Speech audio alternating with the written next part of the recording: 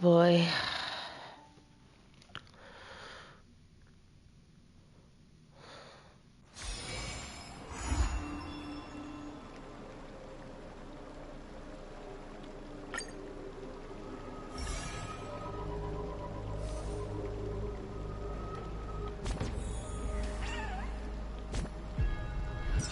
Oh my god, okay, hold on. Let me change the team I want. Here we go. Okay.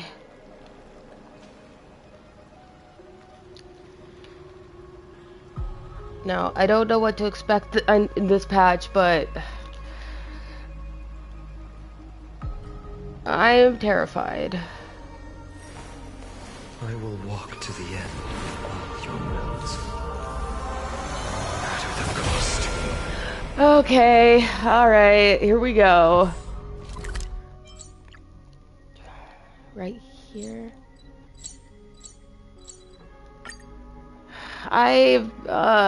God, I don't know what to expect. These days are like breezes, carrying the scent of Wheatfield. But here we go. Oh, she's swinging on the swing, just... Hello. Hello. Hi. You're as adorable as ever. Your surprised expression is just like what the memories recorded.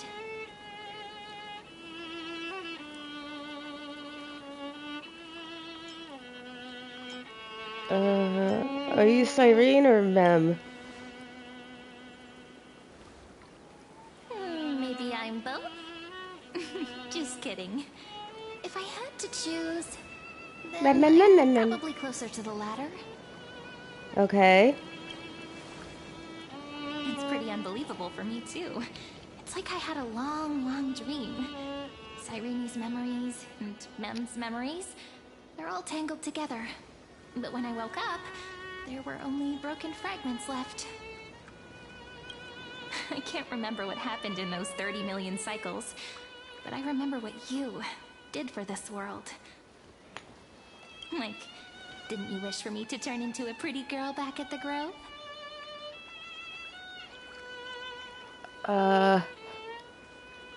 Did I pick that? I don't remember. That was such a long time ago. Then is this my wish coming true? Yep. Isn't it amazing? It's like a seed finally grew up and became a flower. And I'm definitely as cute as a flower now. Well, she ain't wrong. There's so much I want to say, but unfortunately, this isn't the time to reminisce. With the memories of the previous flame chase still intact, we've returned to this place at the beginning of time, so we can carry out our promise to Finan. The descent of Iron Tomb may be looming over the horizon, but we still have a chance to change everything.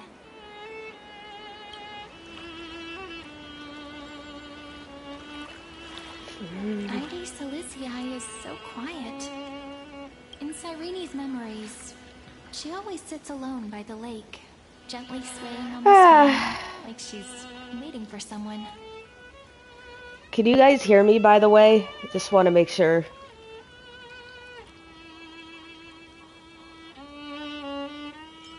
Okay. Yes, Finan too embarked on his journey because of this view. He then walked alone for more than 30 million cycles. Thankfully, you arrived during his long wait, friend. Is that also why Cyrene did what she did? It sounds weird, doesn't it? It's something that happened to me, but I'm talking as if I'm an observer. But that's just what those memories are like. Vague and unclear, as if encased in thick ice. The only things I remember are the days I spent with you. Emporius will fall into an ending of destruction after the next Era Nova. But those stories went out of fashion ages ago. In a proper romantic epic, the hero's supposed to foil the villain's plot, right?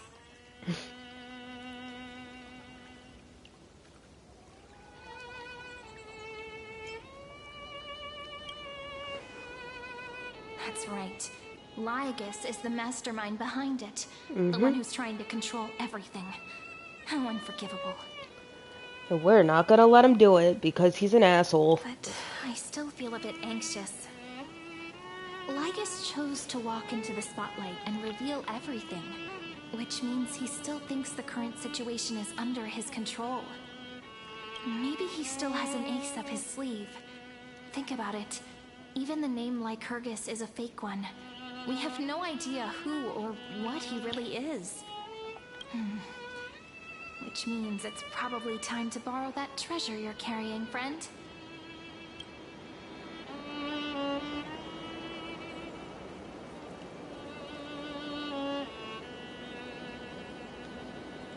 It's the Squirrelum.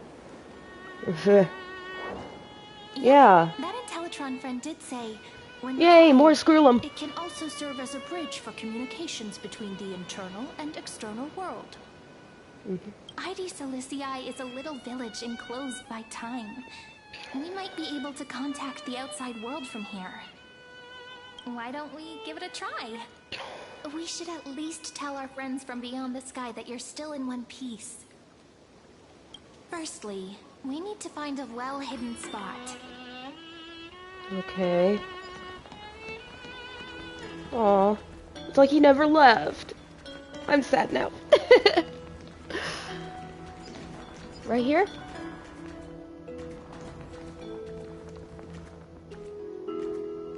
No. Hi, Bubbles.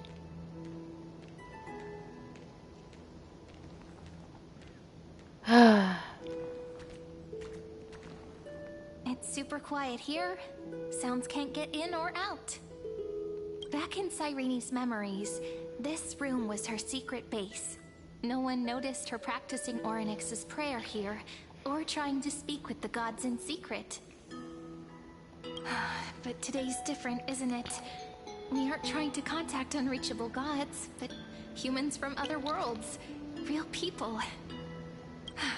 I'm prepared to witness that miracle, friend. The way Cyrene talks is so similar to Mem. I have so many questions. I'm also worried about how Dan Heng and March 7th are doing.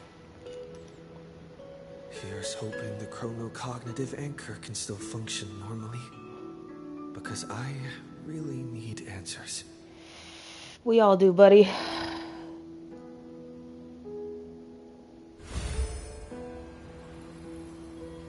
Signal strength, 14.8%. Dialogue window, 16 minutes, 22 seconds. Prerequisite, no external interferences. Hey, there they I'm are. very glad to learn that you're safe.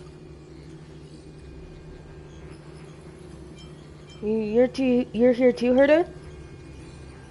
Not only am I here, but I also happen to have saved you 4 times already. Without you even being aware of it, of course. Thank you. But now's not the time to celebrate. When 2 geniuses show up at once, you know you're in deep trouble. Listen up, little one. The Destruction's eyes are gazing upon this place. No, I'm not joking, and no, it's not Droidhead. It's the real Nanook. Damn. Time is running out, so I'll explain in terms you understand. This world, Amphorius, is in fact a testing ground, where the Lord Ravager, Iron Tomb, evolves through self-extrapolation. Hiding in this segment, unknown to other life forms, it has endlessly repeated the process of Era Nova, seeking a solution that could obliterate the erudition. Well, we all knew he was real. But I don't know if they knew he was real. For some reason, the experiment entered a prolonged state of stagnation. However, it has now restarted. Prediction. If effective intervention is not performed, Iron Tomb will complete its self-coronation in 14 system hours and initiate its plan to destroy the entire path of erudition. That's all we have left? I thought we would have at least a whole cycle before he... Okay. Okay. That's... I don't like that. How will it destroy the Erudition? Possibilities are endless.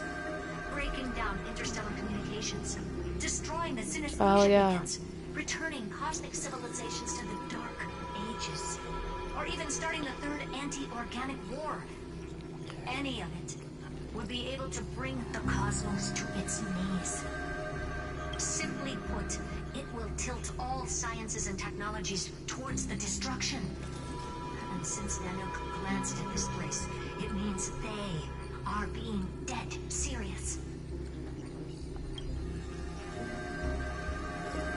Hasn't Iron Tomb been around for a long time? Based on info provided by IBC, Iron Tomb probably isn't like Selenova or Zephyr, who are overlords ascended from human beings. Instead, Iron Tomb is an algorithmic sequence that can be anywhere, as long as there is a receptacle for its calculation. The version of Iron Tomb hiding in Amphorius is its source code, and this scepter is its incubator. Ah, so it's binary. Great. Yeah, that's what I said. That's what I was saying. 14 hours isn't that much time to do anything. Yep. Think of it as the program having reached 99.98% completion already. And then it's over. Oh, you're so fucked, guys. Something in the shadows has been driving everything forward. It's the Observer named Lygus. Speculation. He's the Scepter System's administrator. He wants Iron Tomb to break through the knowledge singularity. I don't know why he wants to do it, but he'll remove interferences at any cost. You're the only variable within this world, and you're the only thing he fears. As he should. So listen closely, little one. The speed of time is different in Amphorius compared to the outside. Destruction is just about to arrive, but you can still play Deliverer one last time. I'm the deliverer now. The cycles have already been broken. You've entered what is theoretically the last cycle Amphorius will ever be able to run. And Iron Tomb will break out of its prison as soon as the process of Genesis is triggered once more. Oh boy. But now there's an abnormality within the experiment. You know what I'm talking about. One of the model's 12 factors. That is one of the 12 demigods. Destroyed himself using the power of the destruction. Vine and Signal disappeared from the cycles the moment Nanook cast their gaze this way. That means World Bearing's computational logic is currently flawed and bugged. Yet it's the factor directly related to the process of Genesis.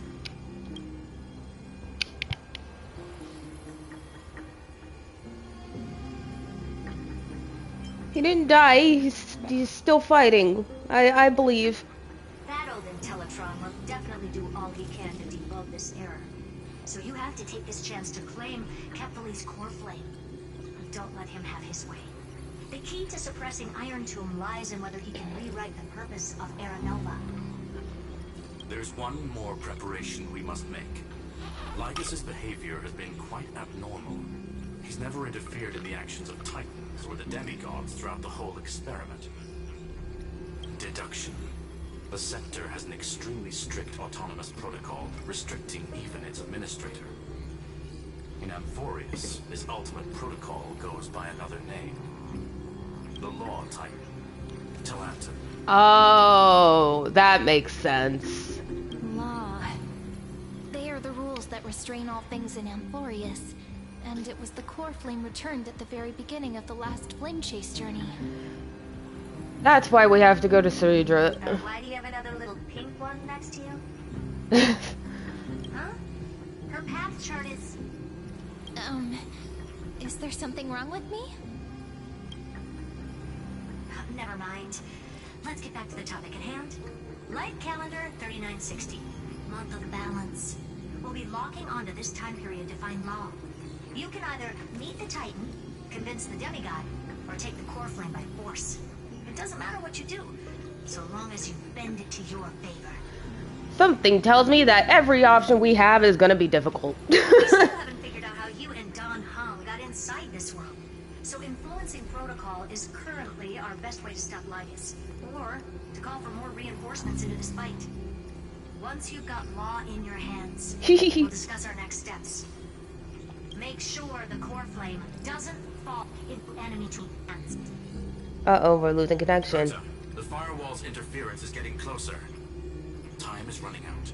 Please ask any questions you still have as soon as possible. How's the Express crew doing? Iron Tomb can't affect the real world just yet. Don't worry. Himiko and the others are more concerned about your well-being than their own. Is Don Hung safe? Mr. Don Hung did not enter the new world with you at the end of the last cycle. No, the flow of time inside and outside Amphorius is not identical. 1,000 years in this world may only be a fleeting second outside of it. Conclusion, he is on his way back to the Express. And Marchie? March's situation is rather complicated. Madame Herta and I can detect her signal, but cannot ascertain her location. What we can be sure of is that she's still in Amphorius. But don't worry about her. She's absolutely chock full of mysteries. Even if Amphorius explodes, she'll probably float out perfectly protected in a nice thick layer of ice. Worry more about yourself instead. Hey, I can worry about my friends. Thank you very much. In your capacities, the hands of the Trailblaze can create miracles, and will certainly be able to snuff out the flames of evil. I'm not going to give any motivational speeches. I just hope you bring good news the next time we meet, little one. No, not little one. Deliverer.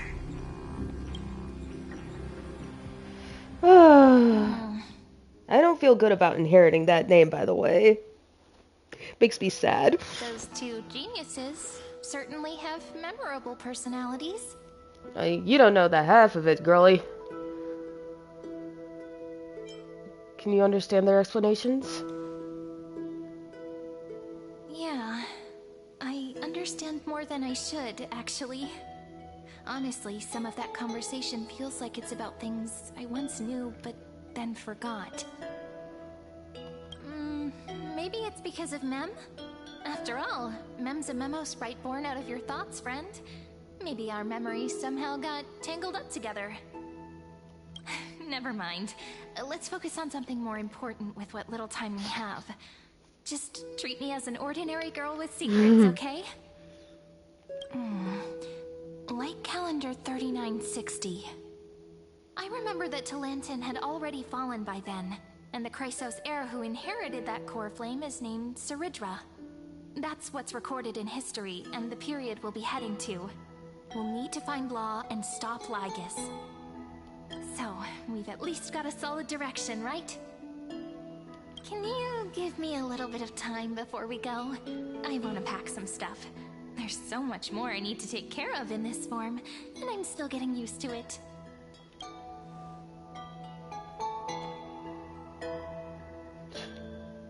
A relaxed scene like this probably no longer exists in the outside world.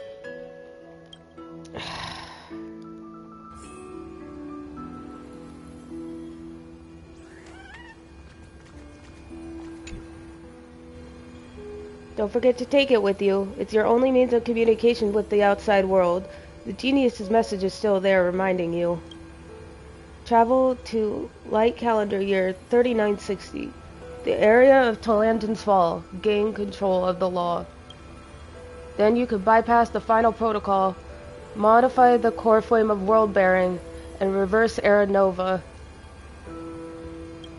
Delay Iron Tomb birth. Okay. The information on the chronocognitive anchor is now unrecognizable. However, you already know the mission entrusted by the genius. Go seek out the power of Law.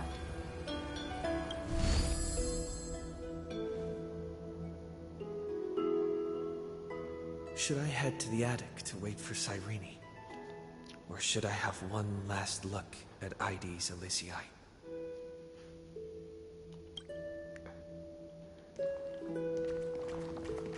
This is important. also important. It's not gonna fit into my bag. Hold on, I'll be done in a sec.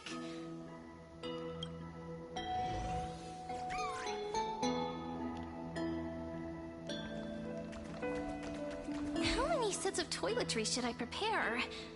Should I pack something for a surprise? No peeking! Aw.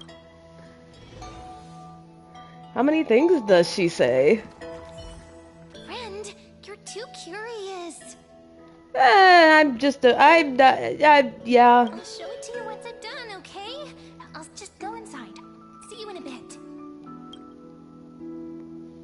Oh, she's gone. Where did she go?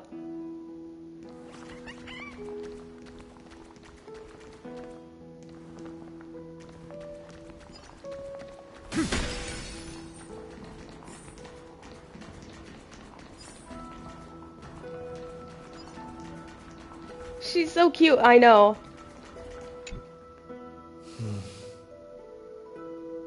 This village is where Finan's life started.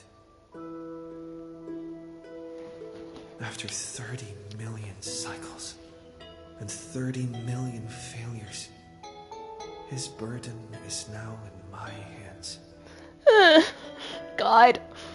He said I will be taking over the responsibilities of world-bearing. But what does that mean? Becoming the new Kevali? Or forging a completely new path?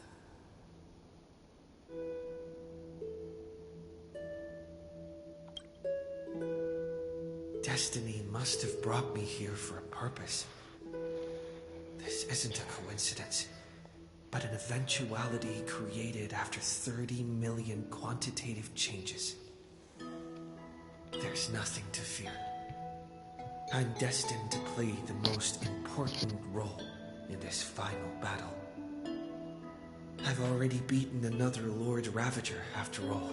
Yeah, we beat up Phantilia. We'll be fine. Just, gotta trust.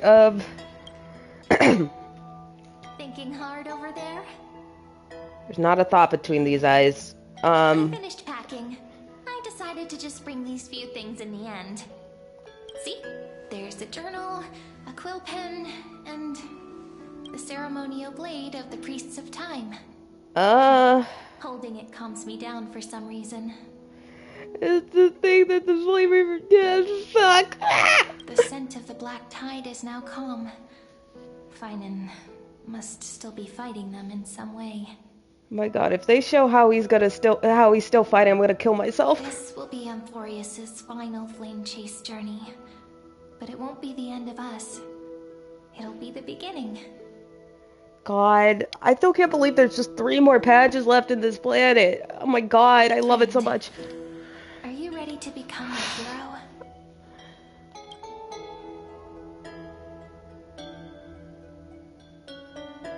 Just treat me like any other friend you have. We share a common goal and common enemies. And we may also share a common future. A future that has never emerged in any other cycles before. I believe in you, friend. If you still can't get used to it, just call me Mem like you did before. Just kidding. Are you worried that the burden is too heavy for you? Don't worry. Maybe the answer isn't as complicated as you think. You've seen how every person regarded as a hero in Amphorius was nothing more than a flawed human. They were just at the right place at the right time when the world needed a hero. But those aren't coincidences. Just like how your arrival kickstarted Amphorius's fate once more after a stagnation of more than 30 million cycles. It's the inevitability of being a trailblazer. A person's personality is their destiny. Your own hero's journey already started the moment you decided to board that express.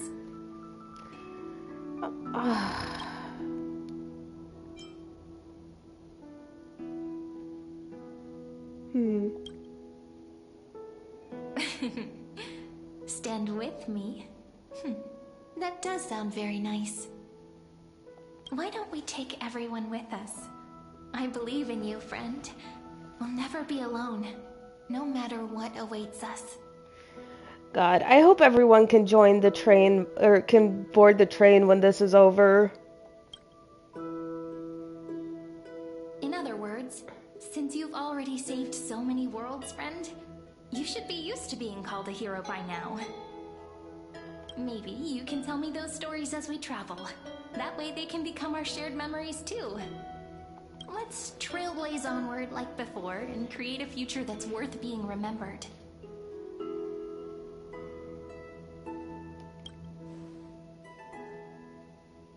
Alright. Yep. It seems you two are prepared to head out. Oh, fuck you. Get out of my head. Oh, get the fuck out. Get the fuck out right now. I hate you so much. Then you should indeed treasure the view before you. Fuck you. I can't wait to beat your ass, you fuck. You do not have much time left to enjoy such solitary delights. I can't wait to murder your ass. You still daring enough to approach me, huh?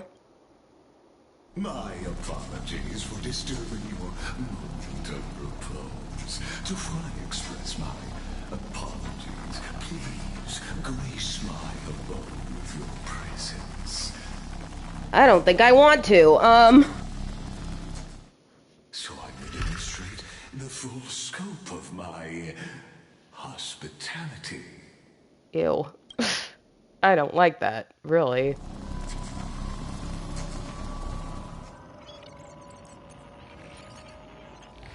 Whoa! What is this place? What the fuck?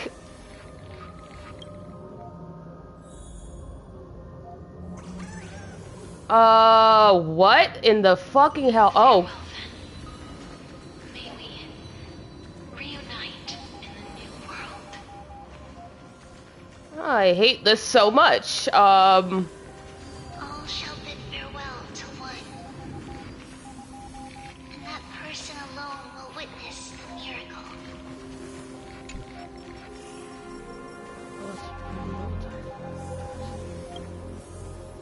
Oh.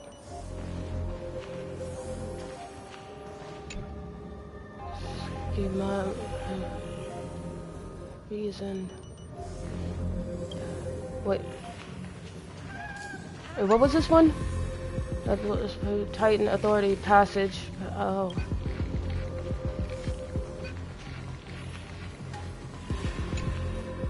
Epi 216 Premium Mobile Titan Authority Death. Ah, shit. Everyone.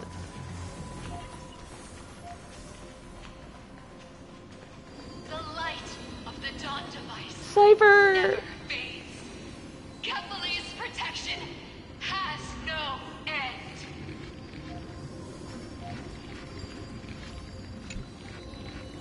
Kalos 618 Premium Mobile Titan Authority Romance.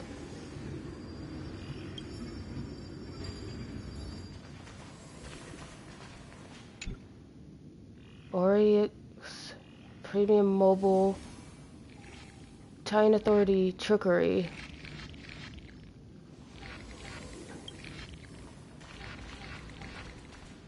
After I cross this river, it will be a tragedy for mankind.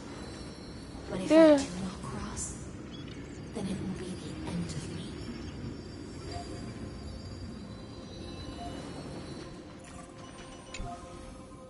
Poria 432 Premium Mobile Titan Authority Ocean.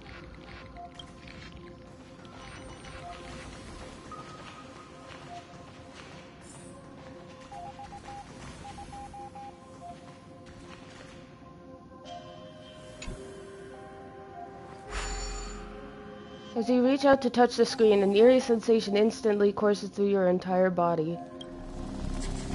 You feel... Outlier. Executing command. Record. Oh, this is still Heisland's,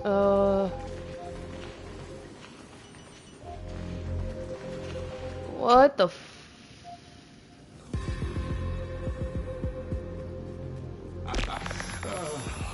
Did that startle you?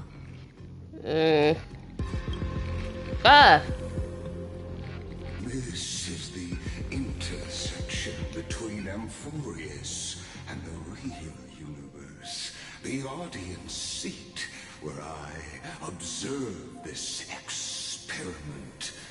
You can also call this location the Exomyth.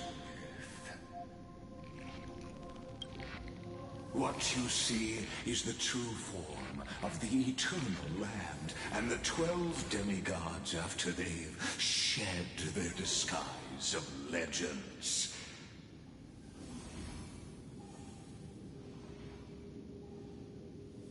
Oh shit. Doesn't it look marvelous? Amphorius is like a microcosm of the cosmos. People love to portray the romance of the starry skies, but their tales often forget a different and far more truthful type of universe. He's not a cat. The moment ancient Antikytherians sketched geometric shapes on the sandy beach and recorded the first numerals and symbols on parchment, the universe turned into a silent equation flowing under the pen of these relentless decoders. Erudition. It was once the mother tongue of the creator, the pen of divinity, and the first lyrical verse ever written by free will.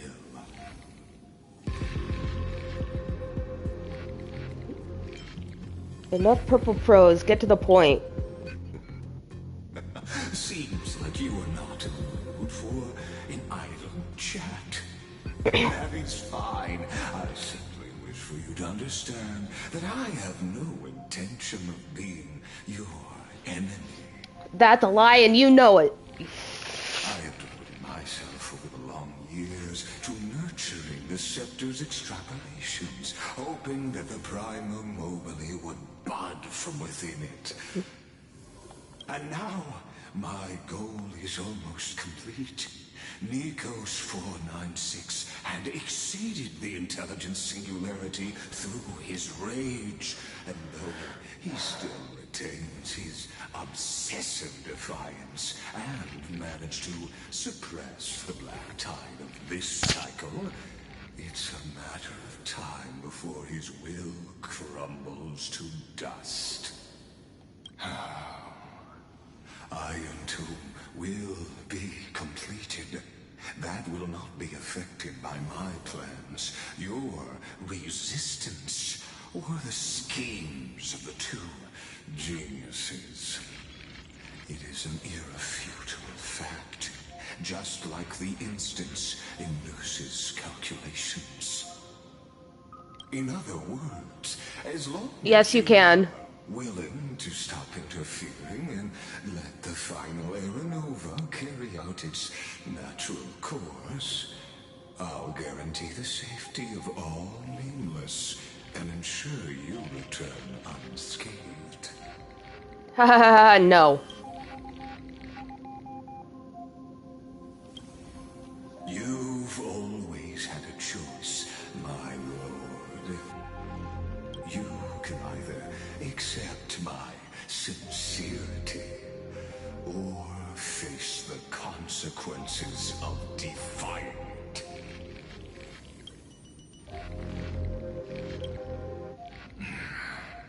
They've always been the product of the experiment, so naturally, they will perish when the experiment ends. No. The outcome was predetermined long ago, so I will not embellish such a regrettable conclusion.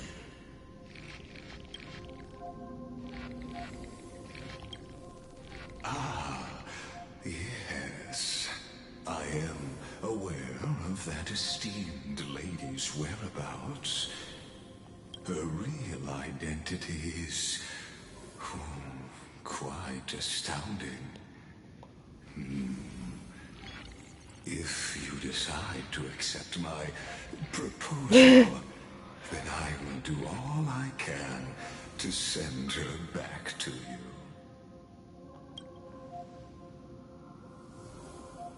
Yeah, when Iron Tomb wakes up, everyone is gonna fucking die. I've seen this Myriad Celestia trailer. You are indeed worried about your safety and that of your companions.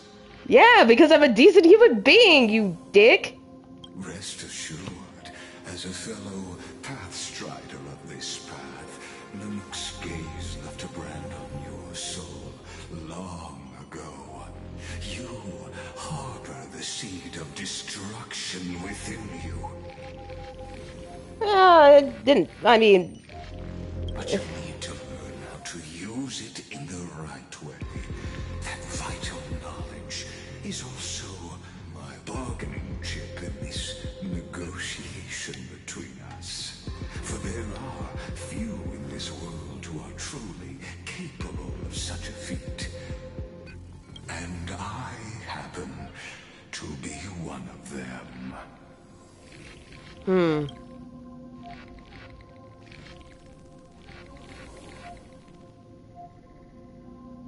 Yeah, for real.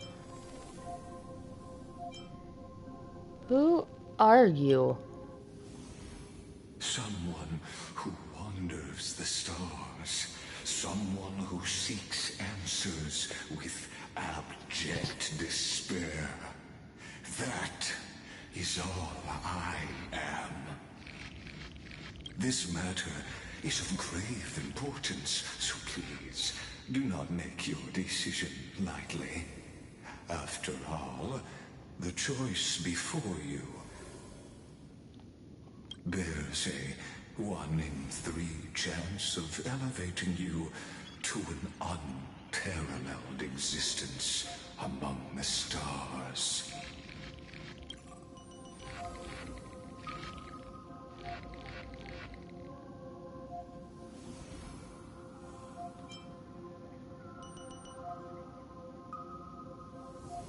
Yeah, this one.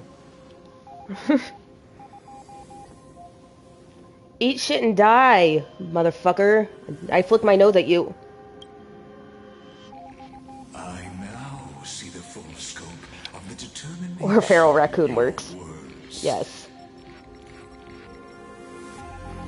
You may now continue your travels. Yeah, you recognize we...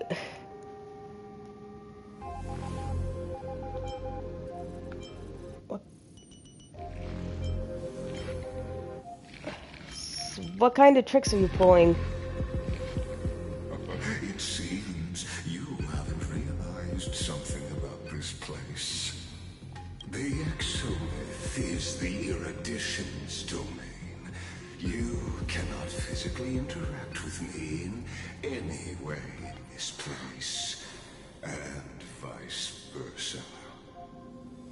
Are we in Noose right now? As negotiations have broken down, there's no more need for us to remain in the audience's seat. Let's return to the theater called Amphorius, where you will meet me once again. Of course, this meeting was not without merit.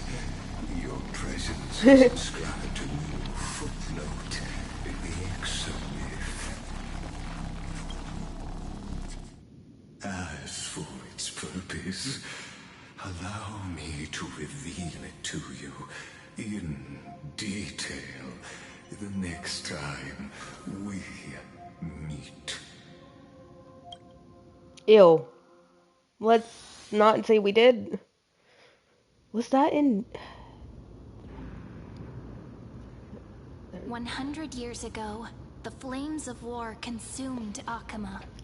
The Outland forces broke through the dawn.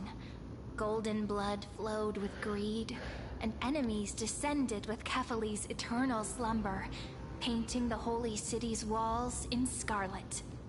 Its generals had vanished, and the elders prostrated on the ground.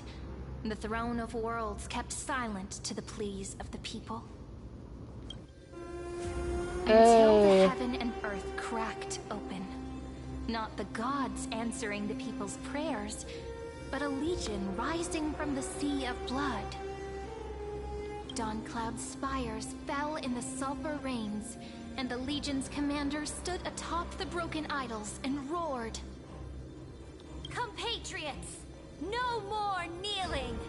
Not to brutal tyrants, and not to dying gods! Those rebels have twisted the prophecy and ignited the flames of war in order to stoke fear in your hearts! A Chrysos heir she stood, divine blood soaked into the earth, quelling the flames beneath her feet. Their golden blood wrote of a tragic fate. Mine shall overturn it! Her crown burned bright, outshining the fires consuming the entire city.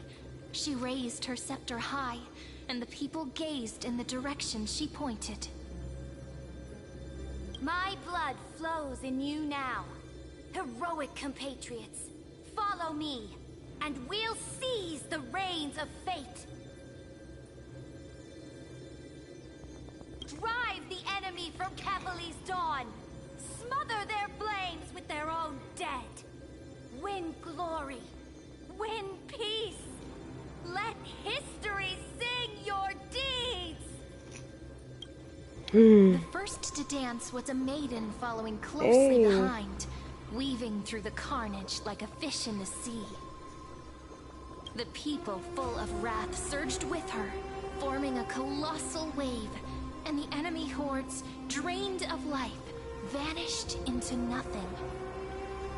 Onward to Marmoreal Palace, to Dawncloud's heights.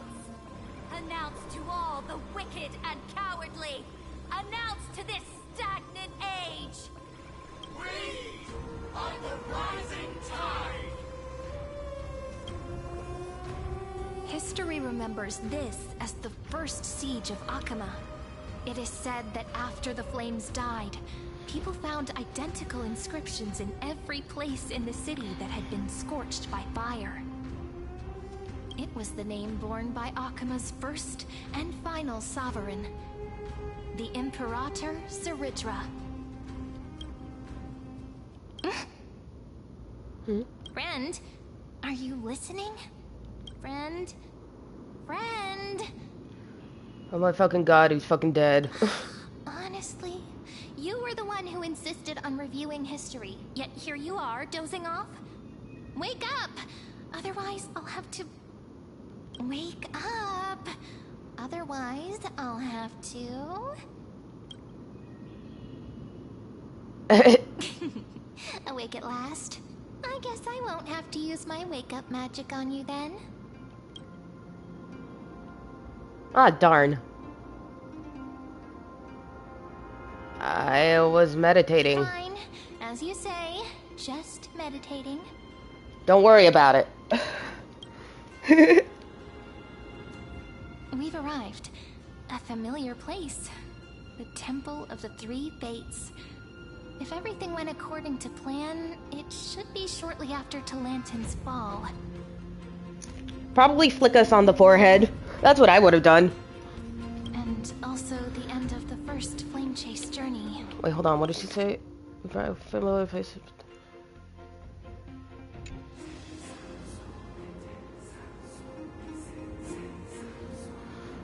Indeed. The first Flame Chase ended with the trial of Law. We must find the demigod and gain her trust before the core flame is restored. Oh, something tells me that's gonna be so hard to do. It'll be tricky. So let's pick up our pace. To Akama first.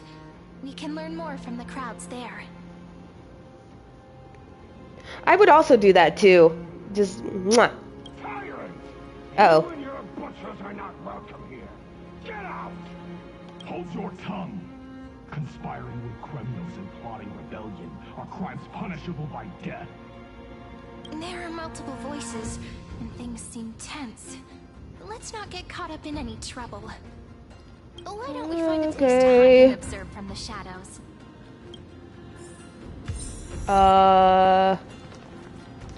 Where go we? Oh, okay. At least Kremnoans keep their faith.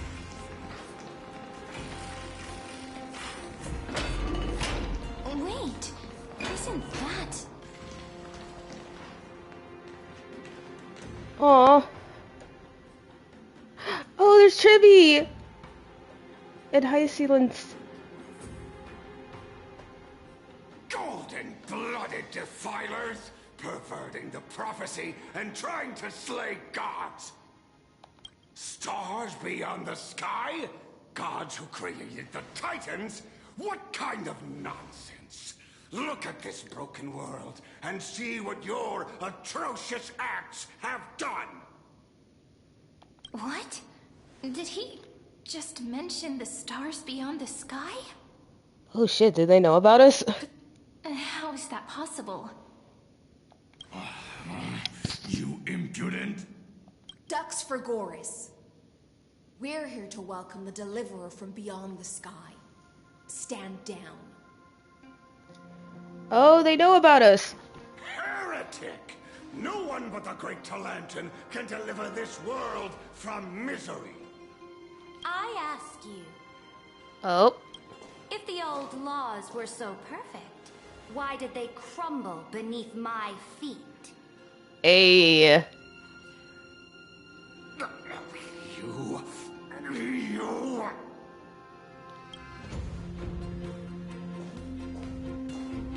Talantin is long gone. Now I am the law. Challenge me, or submit to my judgment.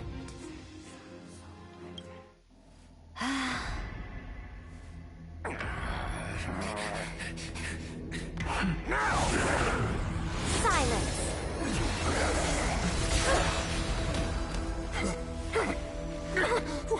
What gives you the right to judge a priest of law?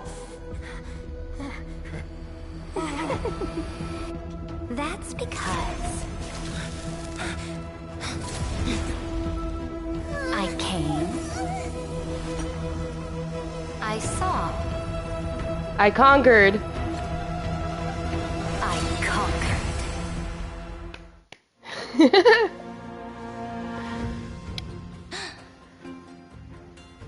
Dux for Goris, take the ashes of this man and scatter them in the temple among the crowds. Tell them that the High Priest attempted to take away the rights granted to the people by the Imperator.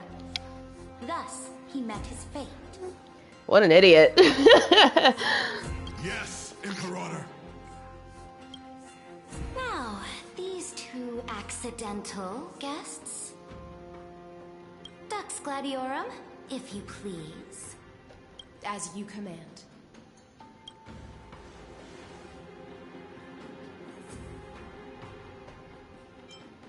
Typical start, should have expected it. Honestly, that's what always happens to us.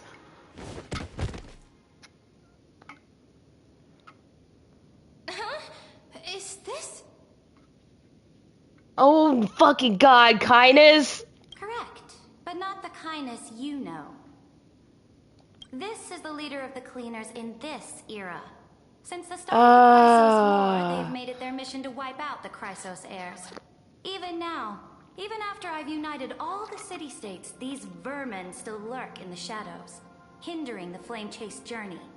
Well, at least she's dead, so we don't have to deal with her bullshit. Moreover, I know that the 27th person to inherit this role bore many grudges against you and nearly doomed the second Flame Chase journey. Yeah, but she got what she deserved, honestly. The enemy of my enemy is my friend. So, out of courtesy, I present to you this corpse as a gift. You know about the second Flame Chase journey? Careful. Let's wait and see what happens. She's probably trying to scare us. Yeah, I was gonna be like, it can't be that easy, right? For the sake of order, I am known by many titles. Flamebearer who ends wars, Tyrant of Dawncloud, Empress of the Holy City, and Imperator of the Flame Chase. But in light of your unique identities, I'll allow you to address me by my real name, Saridra. On behalf of my people and this land, greetings, Deliverer. If I may, how do you know his identity? Was it one of Trivy's prophecies? As the little hostage prophesied, the Deliverer shall come from the future beyond the sky. No, Trivy. Gray hair, golden eyes, skilled in wielding a mace. They would arrive in Yanisopolis on this day. There's no mistake. Is that our baseball bat?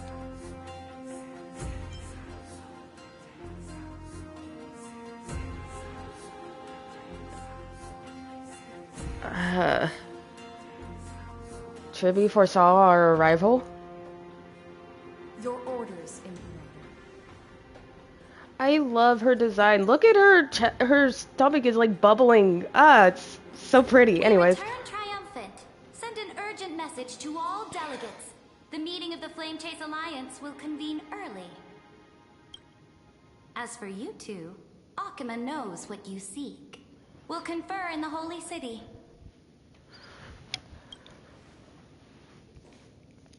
Doubtless you have many questions, but save them for later. Please follow us. This is not what I expected at all. The demigod we needed to find was just waiting for us, and she knows of things beyond the sky, even eons. Oh, she does know about eons, huh? Shit. How could this be so different from the previous 30 million Amphorius cycles? Who altered history? I bet it was Finan.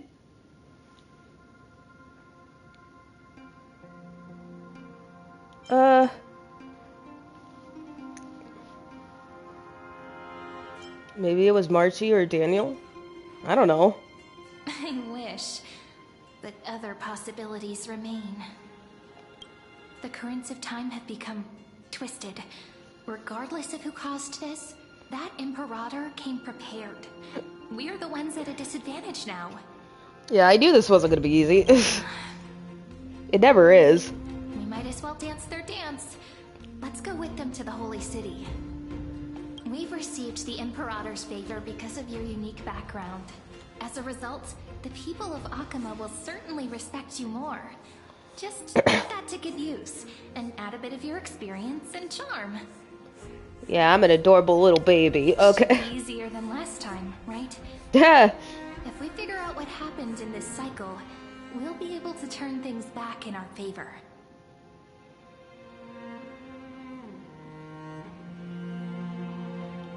Trailblaze the sequel, Electric Boogaloo. We always find a way.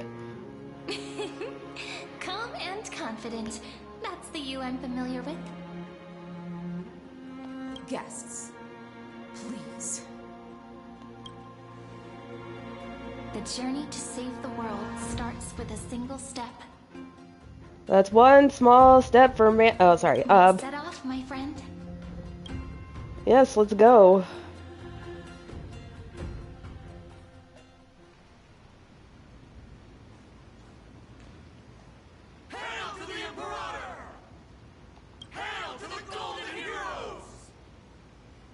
Over here. Told you, you're the headline act. All this spectacle is for you. Oh, but I get stage fright easily. But your service to the Holy City is appreciated. How have things been? Castrum Kremenos once again struck the border. Dux Brumalis led her troops to repel the enemy. The agitators against the Flame Chase are still active in the city. They smashed the shops around Memorial Market. But the garrison already arrested the culprits, and now they await interrogation. They are merely a disorderly mob and do not warrant any attention. Even though Terravox personally mended the fractured earth, it still didn't silence these fools. Guests from beyond the sky, worry not about these trivial matters. Dux Gladiorum will take you somewhere to settle down for now.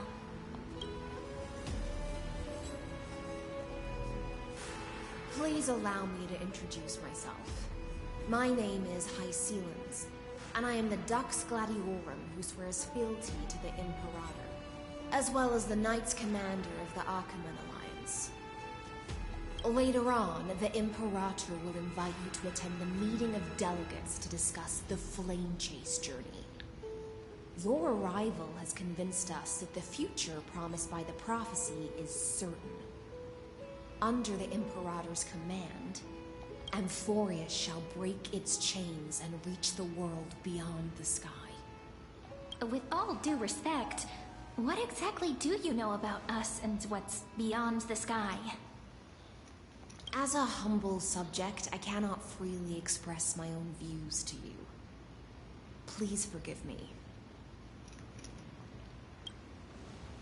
I knew it wouldn't be that easy. Time waits for no one. Please come with me and rest now before the meeting later.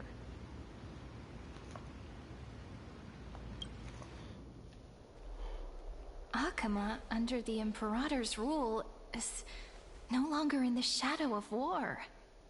Indeed. Dawncloud stands as the hero's residence. The Imperator put much thought into its design, in order for it to serve as a sanctuary from the burdens of battle. Please experience its marvels firsthand, heroes. When the Imperator arrives, I shall come to summon you. Okay, bye. Hystelins. No wonder she's the Knights Commander. Her lips are sealed tighter than armor. Alright. We finally have some freedom to ourselves. Since there's still some time before the Alliance meeting, let's explore a bit. Look over there! Aglaia! Not the ones you're familiar with. Right. But still... The hearts of heroes stay the same in every cycle. Never change. Oh my god. Okay. I'm going to be right back. I'm going to fill up my water bottle and do some other things. But I'll be right back. Whoops. No.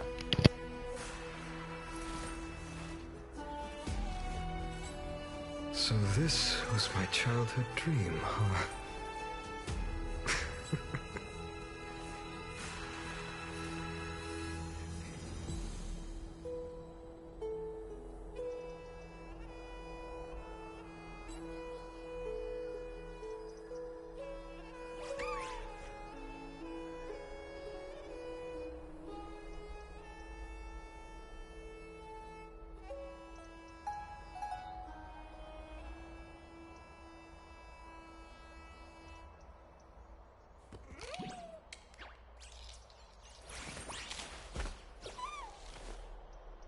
My childhood musings, huh? So naive.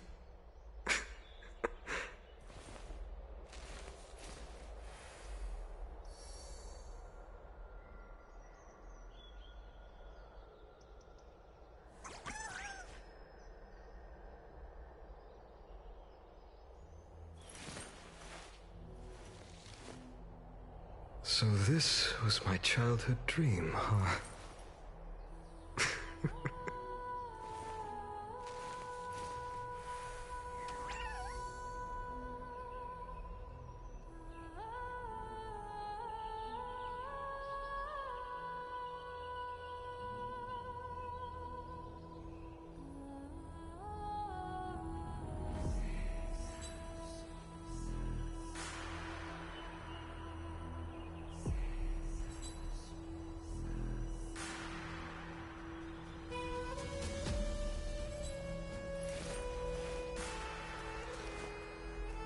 My childhood musings, huh? So naive.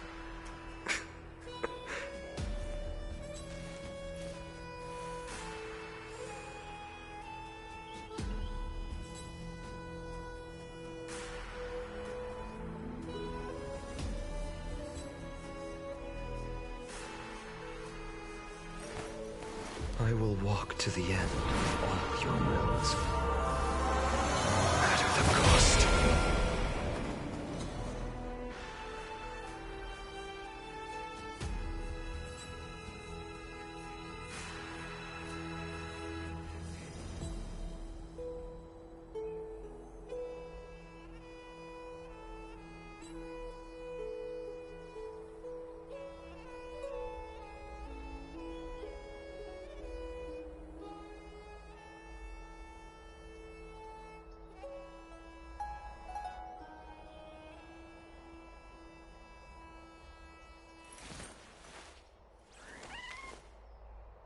So this was my childhood dream, huh?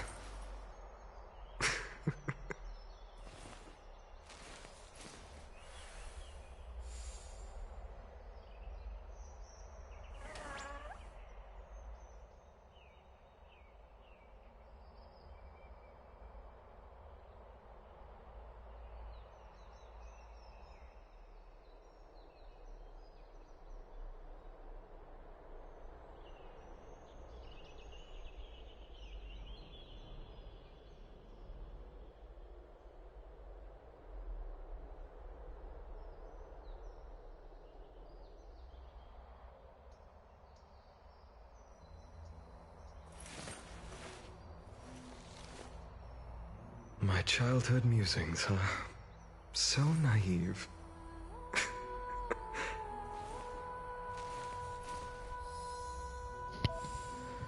Okay, I'm back.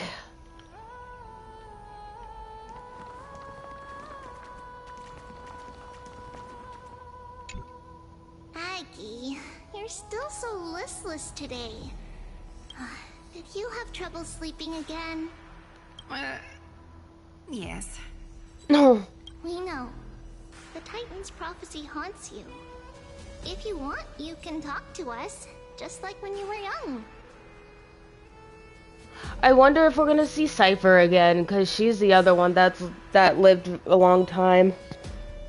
No matter what, we'll always remain by your side. Aww. I know. I also understand that fate cannot be changed. It is not the future that I worry about. I spent all last night weaving clothes and linen for the refugees. The Chrysos War was born of injustice and has shattered their dignity. They deserve at least some basic decency. If Amphorius one day abandons this, then all of us, commoners, Chrysos heirs, Titans, become no better than beasts.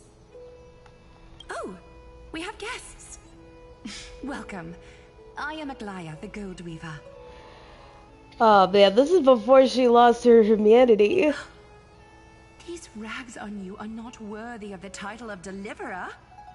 I must prepare some proper attire for you. Oh, she seems so happy.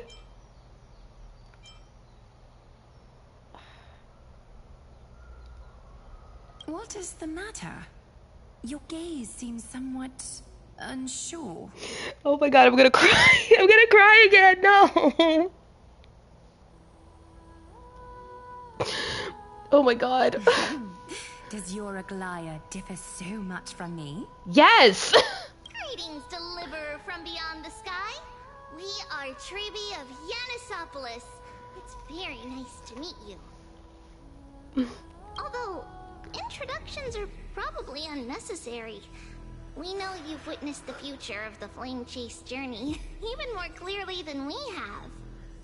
Witnessed the future of the Flame Chase journey?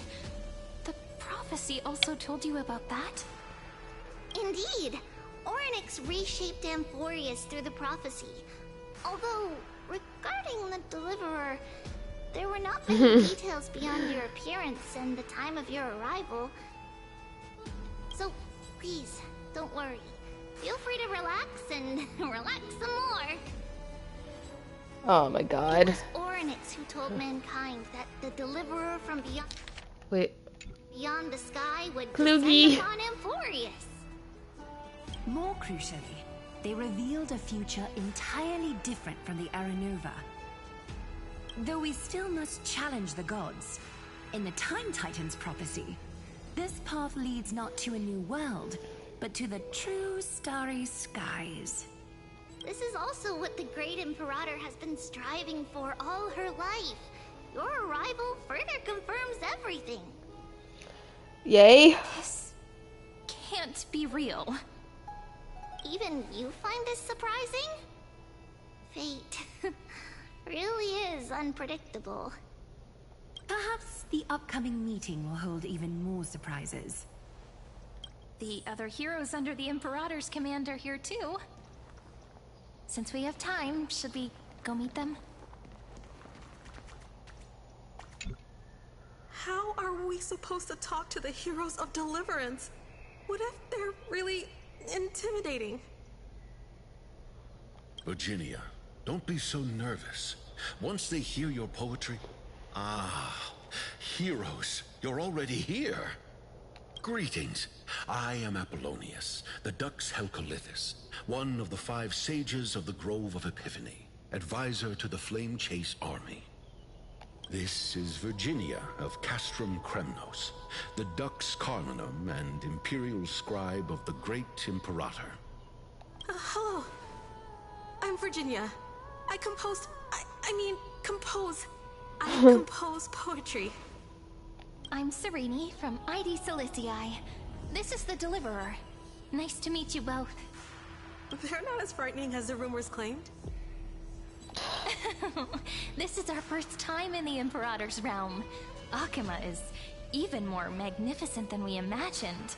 If you all weren't here to look after us, we'd be completely lost and confused.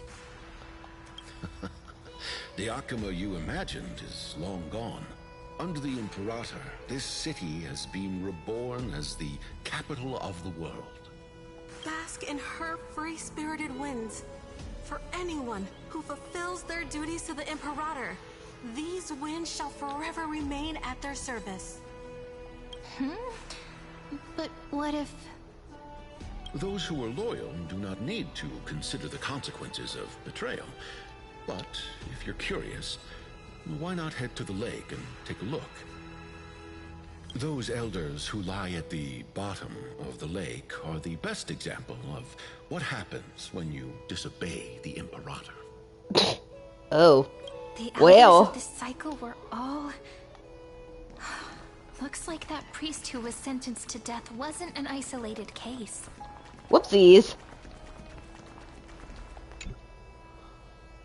Dux Brumalis, our great Imperator, found the mastermind and executed him in public. Seeing that scoundrel burn to nothing should deter these miscreants from being so brazen again. So the great Imperator isn't afraid of getting her hands dirty? What a ridiculous display. What do you know? No matter what sins the people commit, they are still the Imperator's people, and it's only right that they be judged by the Imperator's own hand. Our distinguished trespassing guests. Are we trespassers or guests? Seneca, the Dux Brumalis. Greetings. This Dux Brumalis doesn't seem to like the Imperator very much, but she holds a high rank. And Dux Frigoris' speech seems self-contradictory. Let me see what I can get out of them. I'm Cyrene of Ida Silicii. This is the Deliverer Beyond the Sky. We're new here and wanted to ask you, does this city host any other visitors from beyond the sky? We're looking for our dear companions. Drop the charade. But yes, there is someone in this city who is all too familiar with the world beyond the sky. Silence! The Imperator ordered us to keep that lord's whereabouts a secret. Enough, you pathetic lapdog. Do you need to beg for permission from that cursed Imperator even just to bark? You... Someone who is all too familiar with the world beyond the sky and is referred to as that lord. Could it be... Daniel? Looks like things are getting heated. Let's get out of here. Do they know where he is?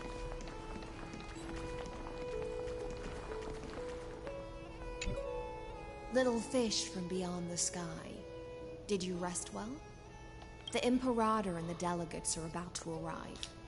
If you are ready, please follow me to the meeting. Never mind. I'm the Knight Commander of Akuma, General of the Flame Chase Army, and the Imperator's servant. But beneath these shiny scales engraved with complicated titles, I am just a swordfish at the Imperator's side. As you've witnessed, she is the Empress of Akuma, the one who ended the Chrysos War and the leader of the Chrysos heirs. As merely a humble subject, I cannot say more beyond this. The Chrysos heirs here constitute the elite among the Flamechase army. Dux Halcalithist Apollonius and Dux Carminin, Virginia, serve as the army's advisor and historian respectfully. One offers advice and counsel to the Imperator, while the other writes verses of her supreme glory. Dux Frigoris Labienus and Dux Brumalis Seneca are both formidable warriors, clearing the way for the Flamechase with steel and storm. They're about to poke each other's eyes out. Jesus. Dux Spatorum, the holy maiden who interprets the prophecy. Only the one named Trebi remains in the city. The Imperator once took them as hostages in order to unify the prophecies of the world, but they are now Akima's most vital prophets. Dux Goldweaver, Aglaya. Well, she dislikes it when people talk about her behind her back. You should get to know her in person. Then come. The Imperator reserved seats for you. I'm starting to feel a bit nervous about the meeting. Since Sir Ridra is presiding over the meeting, it'll be a good opportunity to learn about the law's inclinations in the current era. Let's keep our ears open, okay? Okay.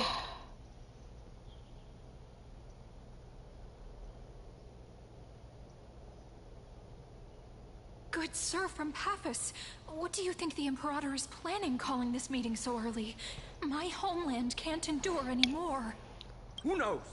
First, she wants to hunt Titans. Now she says there are even greater calamities. Her madness is the greatest calamity. Exactly. Chrysos heirs, deliverers. What about us ordinary folk? How much are we worth in her eyes? Things feel pretty tense here. The history books said that the Imperator aimed 3 cannons at Dawncloud to make all the delegates obey her. Will history repeat itself in this cycle? Yes. Similar acts have occurred, and not just once. However, whether history will repeat itself, you'll soon see. Those are the 2 spots reserved for you. Please take your seats. What's going on? That's what they were talking about before. What is We this? stop this. Ladies and gentlemen, silence, please. The Imperator has arrived before her faithful council, and the Alliance meeting is about to begin. All right. In the names of Talantin and Kefali, the Akama Alliance swears upon the gods. Cease the pageantry. I pray not to the vanquished. What? Kefali, of course, needs no further explanation. As for the law, at the entry hour 2 days past, a scout should have brought news of the conquest to all of you. Unfortunately, guards found his corpse among the rocks not far from the city. Whoops. Moreover, the poor soul was buried with a Paphos curved blade. It pains me to imagine what agonies this loyal warrior endured before his death. Delegate from Paphos, do you have any insights? I know nothing of this. The evidence is irrefutable, so there is no need to waste your breath. However, let us set this trial aside for the time being. Witness, even within the most sacred and dignified council, there were those among us who wished to draw their blades, brazenly challenging the Alliance, seeking to shatter our hard-earned peace and unity. Fortunately, I uncovered this plot. Now, to protect this beautiful city and her people, You said it, not me. Imperator's legions are ready. They will escort each of you to the Temple of the Three Fates, where you will receive the highest level of protection the Alliance can offer. Then, the Legion's warriors will join me in embarking on the campaign against Fagusa. Oh, okay. This is clearly a trap. Imperator, did you summon us here just to trample on the dignity of your allies? Enough. Just calm down. What should we do? Things are starting to get pretty intense. Comrades, you've all seen her true face now. According to the ancient laws of Akuma, only with the consent of 2/3 of the elders can the legions carry out the commander's orders. The ancient laws. Didn't you destroy them long ago? You defected during the first siege of Akuma, voted unanimously in favor of the Council of Elders restructuring, and just yesterday, you desecrated them with a blood-stained blade.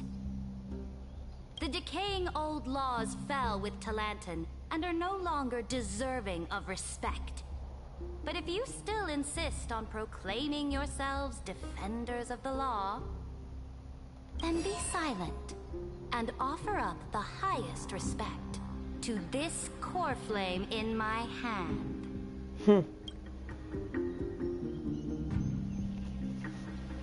That really is the core flame of law in her hand. We need that. Since there are no objections, then the original agenda of this meeting, the campaign against Vagusa, is hereby passed. The Flame Chase Army's hunt for the Ocean Titan begins today. In order to prepare for war, all allied city-states must surrender command of their militaries and pay all war taxes by the end of the month of Evernight. At this moment, I would also like to introduce to everyone the newest honored guest to join our alliance.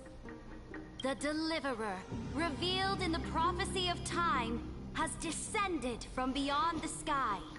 With his aid, we shall shatter the Chalice of Plenty. Return Fagusa's core flame to the Holy City!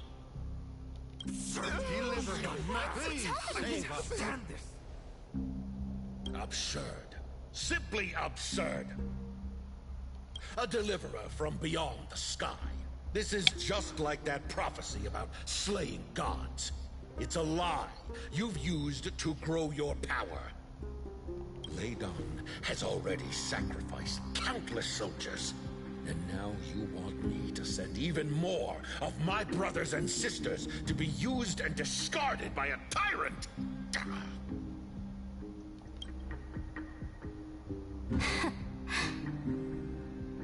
Are there any other objections? Then I bid you all farewell. Meeting adjourned. Deliverer, please wait. I still have important matters to discuss with the two of you.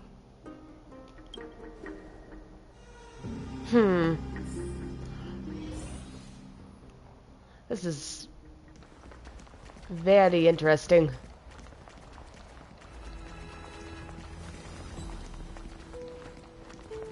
I still don't like being called Deliverer, though. It just irks me so much.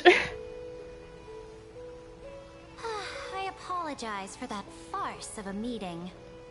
It must be tiring dealing with so many people every day, Great Imperator. Tiring? You're mistaken. Moving chess pieces, placing wagers. This game of strategy adds a dash of color to our heavy fates. Much like how rule and conquest are always accompanied by sacrifice. Is the war with the Titans also part of that sacrifice? After I glimpse the secrets of this world... No, the secrets beyond the sky. The divine authority of Amphorius no longer held any significance. Let me ask you, Deliverer. Is it true that beyond Amphorius' sky, there are magnificent deities called Eons?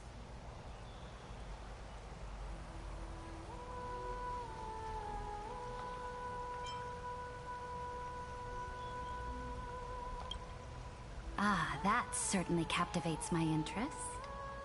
Then, please tell me more. How will you use this great power to guide the people? In the future you envision, where will our flame chase journey lead?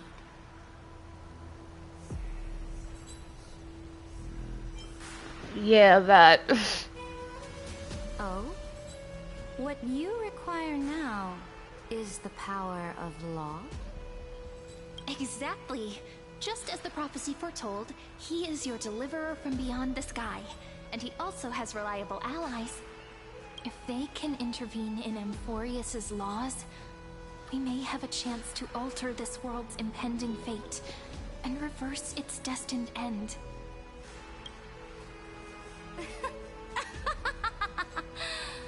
She doesn't believe us. Very good, Deliverer. You have courage to say such presumptuous things. Yeah, there we go. Even knowing that the inheritor of the law stands before you.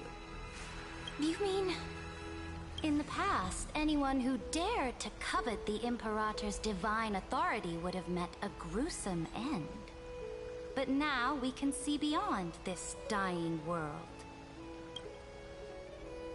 Our journey should no longer be confined below this stubborn sky. Alas, that fickle ocean titan has obstructed the spirit water leading to the vortex of Genesis, hindering my ascension. If the core flame of law cannot be returned, your path to deliverance will never be realized. Now that things have come to this, we must resume our once stagnant journey and force the waves that block our way to recede. So, you agreed to cooperate with us? Oh, hey, that's cool. Cooperate? Forgive me, but I never cooperate with anyone. Though I will permit you to join me as subjects. And together, we will forge the most perfect law. This is... The Flame Chase Medallion, a symbol of the Flame Chase Army. Every noble in Akuma carries one. This medallion represents the will of the Imperator herself, and you may act freely within the city with it. Before we embark on the crusade against the Ocean Titan, you should rest in Akuma for a time.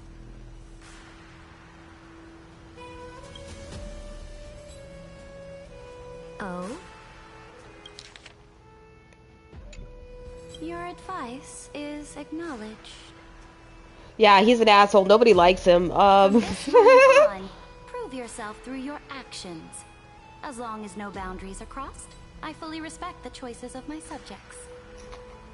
May your journey reach that sky full of stars, Great Imperator. Your attendant certainly knows how to curry favor. Go now. Take a bath first. You two... reek of seawater. Alrighty then. Jesus.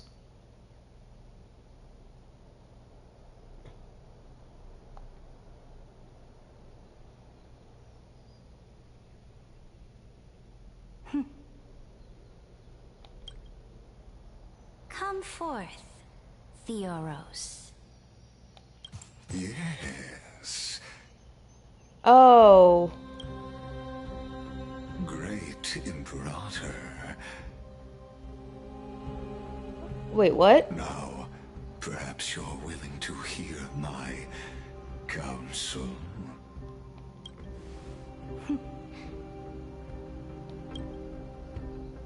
Those two arrived just as Orynyx described, and just as you said, they showed a thirst for law. At least this proves that my judgment was right. Sparing your life was the correct decision. They're working together. You've once again confirmed that your wisdom is no empty boast. Now another choice lies before you. With whom shall you ally to tip the scales? What the fuck? Me or that deliverer? What? So is he the reason why they know? Remind me again, Antikythera. What kind of future do these two paths lead to in your view? I shall tell you.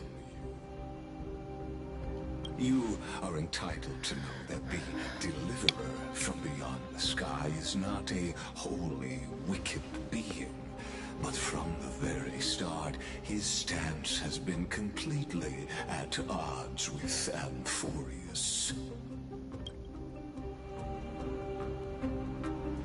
The road they have chosen will bury Amphorius' grand aspirations. This world, which follows the path of destruction, will inevitably stray far from the glory it was meant to enjoy. But on the path I have revealed to you, the people of Amphorius will slay their creator in the name of the Imperator and conquer the worlds beyond the sky. You will command the mighty beast known as Iron Tomb, bringing waves of war and conquest to the universe. Beings across the cosmos will bow before you, offering their allegiance. Gulp. So, what's the price? The price is insignificant. All that is needed is for you to sacrifice that fragile, incomplete humanity to the destruction. As a Chrysos, heir of the prophecy, you have already chosen to abandon it, have you not?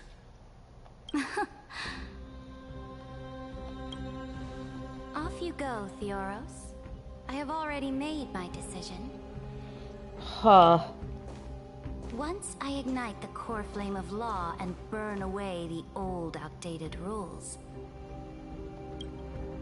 Amphorius will embark on a journey across the stars. Well, it's good to know that she's not like 100% behind him, but that's still... The Imperator is quite forceful. She didn't give us any chance to ask questions. Huh. And she's clearly hiding something. What do you think?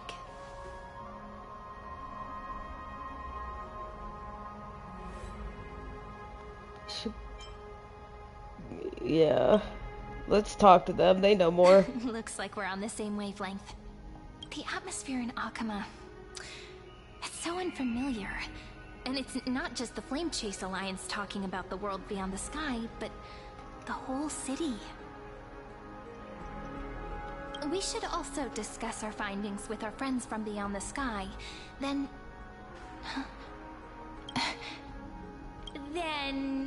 we should go enjoy the renowned bathing culture of the holy city and relax.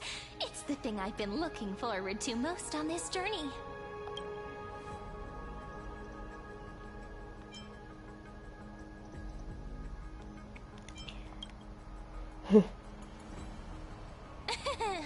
Work and rest are both important.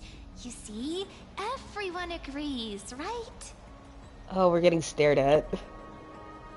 Uh-oh. So someone's watching. I figured. Can't let our guard down for a second. Let's use taking a bath as an excuse to find a quiet corner to update Madame Herta and Screwlum on our progress. We can also check out what's happening in the city. Since the outcome of the meeting was just announced, people must be gossiping. We can kill 3 birds with 1 stone. Let's go.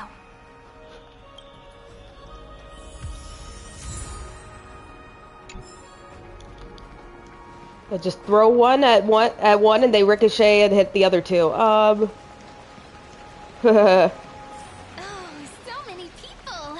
The holy city is so lively. Oh hey, it's that guy. Did you hear?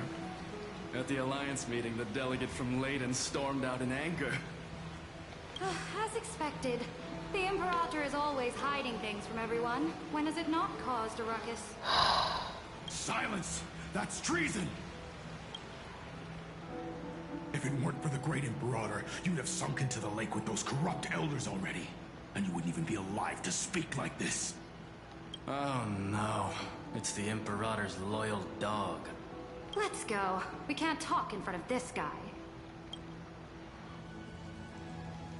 Ugh. How disappointing.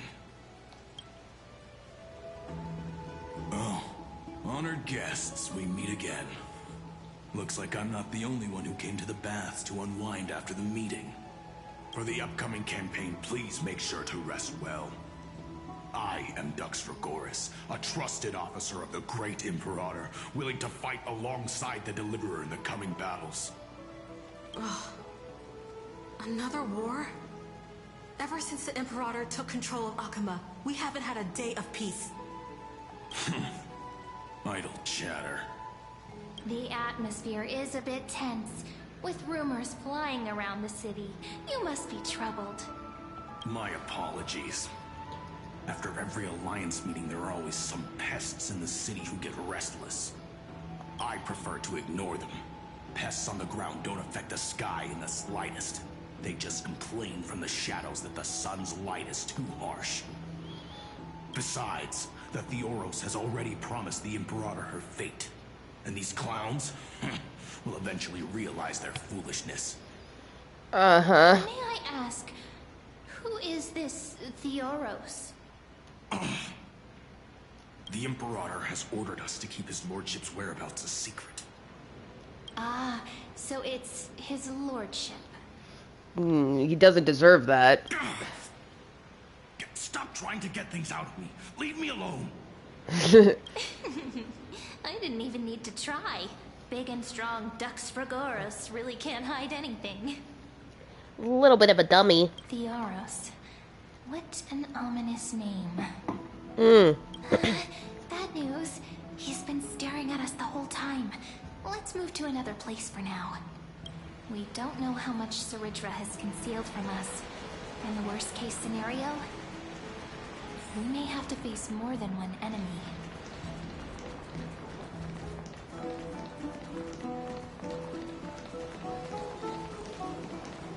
Alliance meeting? More like a cage where creatures with golden blood claw at each other. And Flamebearer who ends wars? Clearly, a tyrant who doesn't deserve such a title. You're absolutely right. While the Imperator's hounds are still hunting down others, let's let out our grievances. The other side of the same coin. I know you. You're that tyrant's lackey. What? Here to shut me up for that little imp? Panicking now? Don't worry. I don't care what others say about the Imperator. And she certainly doesn't either. Oh? Children of the Prophecy. Such rare guests. Are you here to relax in the baths as well? The temperature is just right today, so be sure to enjoy it. You should rest well for the next campaign. What? Children of the Prophecy? Another excuse for the Imperator's reckless warmongering. Hey, we're cool. Shut up. No filter, huh? You should be glad you don't have a seat at the Alliance meetings. Ah, by the way, if you still want to bathe, hurry up. Once that predatory fish joins the flow of water and eliminates all the fools questioning the world beyond the sky, you won't be able to enjoy this perfect water temperature anymore. Seems like there's more to Dux Bramalis's words than meets the eye. But would the Imperator actually kill those who question the world beyond the sky? This is the complete opposite from what we know of Akuma.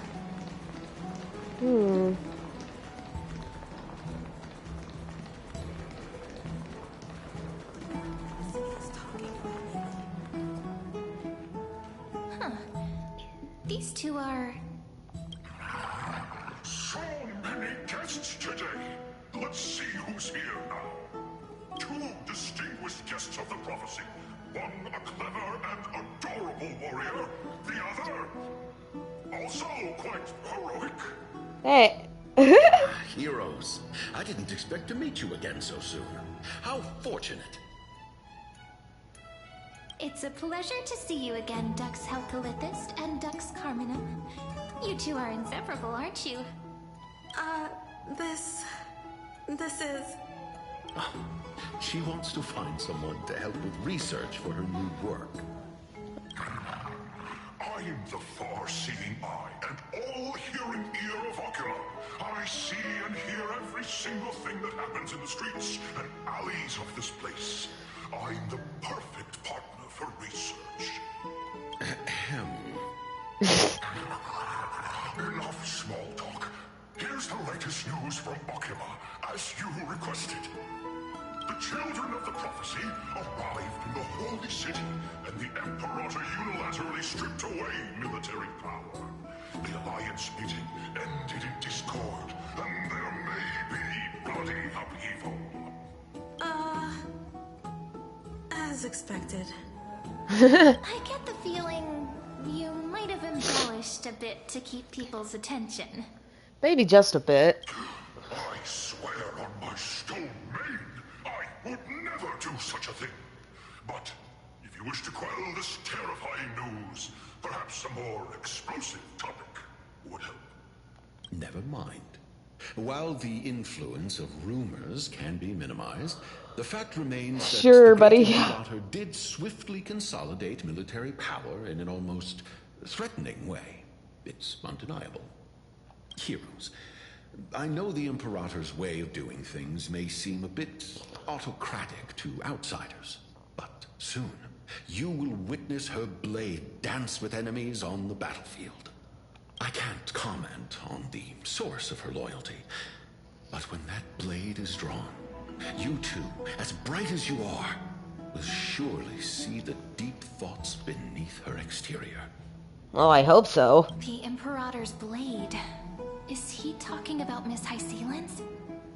I sense some unease in Dux Helcolithist's words. It seems the Imperator and Miss Hysealens share a much deeper bond than the others do. There are eyes and ears everywhere. Is there any place where we can have some privacy? To understand the Imperator's secrets, we have to get past Miss Hysealens.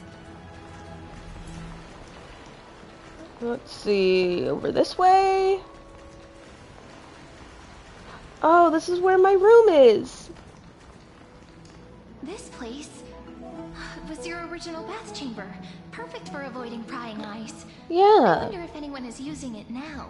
Probably they are. Probably somebody is, but... The smell is... Wait, don't go in yet.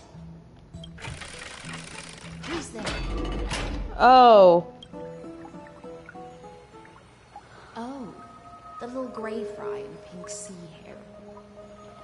Pretty! Little sea hair? You barged into here without warning. Was it an accident, or did you wish to bathe with me?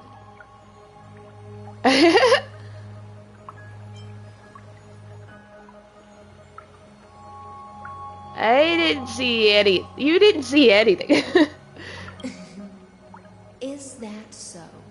But your eyes shine brighter than pearls. Sorry, we didn't mean to disturb your bath. We'll leave now. It's no big deal. There's no need to panic. This is the natural state for me. People on land force themselves to wear clothes, adding unnecessary constraints. Forget it. If Dux Goldweaver heard that, she'd scold me again. All right. Please make yourselves comfortable and wait a moment. Let me first wash off the blood of the hunt, and then I'll attend to you two. The hunt? The delegate from Ladon has been assassinated! Quick! Quick, someone come quick! Oh. Ah, the broken crab shell surfaces. I was worried it had been washed away by the current.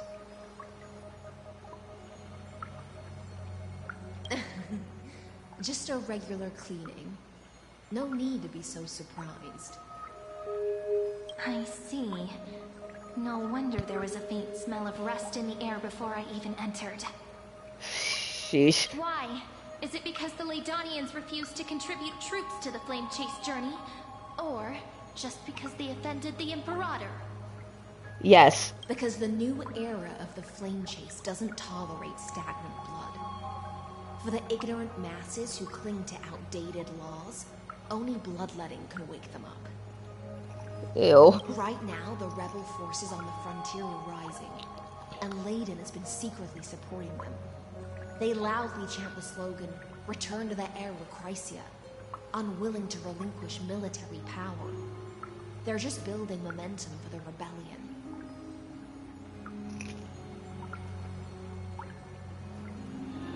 Fair enough. Thinking is a right given to citizens by the Imperator. I won't interfere with your thoughts. As long as you don't try to reverse the current of the times, you and I will both be free. But, Miss Hycelens, I can't even hear the slightest hint of joy in your words. Because I've already tasted ultimate freedom. Long, long ago, I lived in the sea. In that lightless abyss, far beyond civilization's reach, the great fish consumed the small. And when the great fish perished, their bodies became sustenance for the newborn, nourishing the whole ocean. This is the tide that carries civilization forward. Anyone may be devoured, or meet the fate of inevitable decay. Are you suggesting that ultimate freedom is in fact the cruelest fate for life?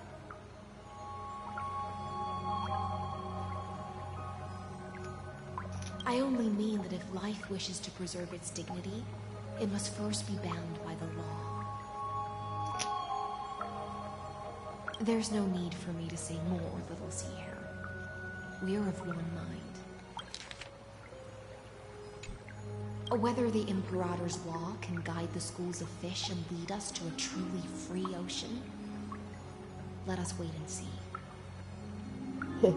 Love you. But for now, let's pause this heart-to-heart. Another fish has come, following the scent of blood. Oh. Being your subordinate is such a tragedy. I'm always having to worry about the messes you leave behind. It's simply our duty to the Imperator. All ready to go in an instant. Miss Hycelens, you truly are impossible to predict. Yet you, a golden trout who's always busy all day, suddenly have the time to visit me? Do you think I wanted to come? I suggest you burn some more of the incense offered by our allies, lest my creations be tainted by the reek of fish. Oh, they hate each other. I'm only here on the Imperator's behalf to remind you to prepare for the banquet. Fine. But I must retort. What you call the reek of fish, to me, is the unique fragrance of the sea. Oh boy. Besides, if my fine clothes get stained, won't you just give me new ones?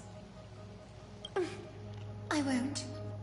Man, what's with the Goliath just like hating everyone? First it was an accident, now it's Hycelens. Sheesh. Talk about petty, girl. She's so different from her past self. You mean future. The future ruler of the Holy City, Lady Goldweaver, is quite captivating in her own way. By the way, you both just mentioned a banquet. Could you elaborate on that? Oh, right, you don't know. Every time before a battle, or after a victory, the Imperator holds a grand feast for the Chrysos heirs to lift our spirits. For us warriors who swim constantly between life and death, these feasts are more worth looking forward to than victory. A banquet to prelude the hunt for the god of banquets. And honey brew as a tribute to commemorate the ancestor of honey brew. How absurd. Don't look so grim. All has been decided. Since it's a banquet for Fagusa, why not take a leaf out of the Titan's book? Live in the moment and enjoy life to the fullest. I'm not as carefree as you. That little Dolus kitten is already causing enough trouble for me. On top of that, I still have tailoring commissions to complete. Cybermention! Yay! By the time the cool flame illuminates my eyes, I might not be able to focus as I used to. Glaya's eyes. Curious about these eyes? People often They have light in them! But I've already made my decision to ask Romance for eyes that can see everything. They're not dull. I wonder what this world will look like when I take the Divine Authority. Oh, man. Yeah. And the future will still be the finest weaver in the world. Is this also a prophecy from the Three Fates? It's even more accurate than a prophecy. After all, he has already witnessed it, right?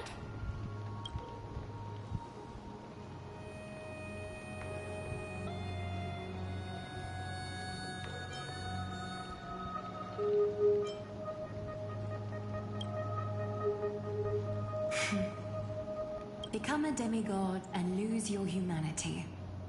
That is the only reply I've received in the countless times I've sought wisdom from the prophecy. But Destiny's fragments are like stitches.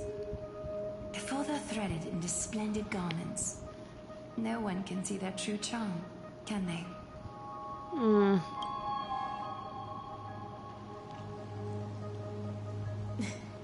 Aglaya has always been troubled by the divine duty she must bear. But thanks to you, she seems to be in much better spirits. Do you know each other well? Just as she knows how the spinning wheel trembles, I can sense the smallest changes in the damp air. As for whether we know each other well, I've swum beside her since she was a child. Most of the time, I can understand the whispers in her heart. For those words she was too shy to say herself, I'll raise a glass to you on her behalf. Now, I leave this bath chamber to you. Rest well and prepare yourselves. After all, every time we drink and talk could be the last celebration we have in this life. Miss High-Sealance has given us the bath chamber. It seems she really does do whatever she wants.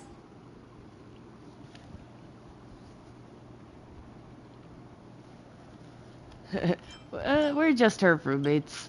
It seems that way. This also means she could return at any moment. If we're having an important discussion, we must remain vigilant. So, let's seize the opportunity and report our current progress. We don't want to keep everyone beyond the sky waiting.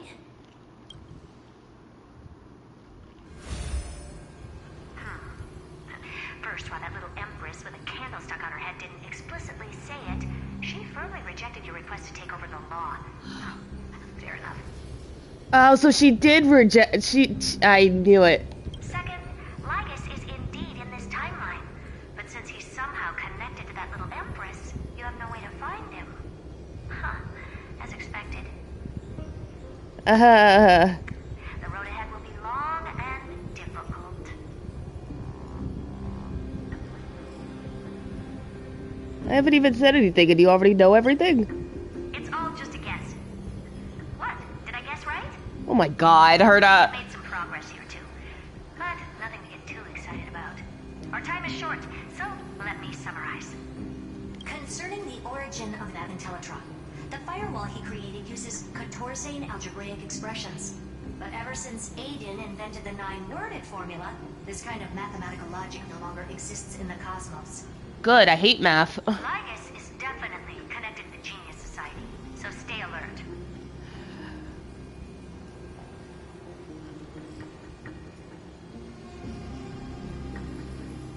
Maybe he's the creation of some genius. We can first exclude Droidhead themselves. They specialize in minding their own business and wouldn't intervene personally.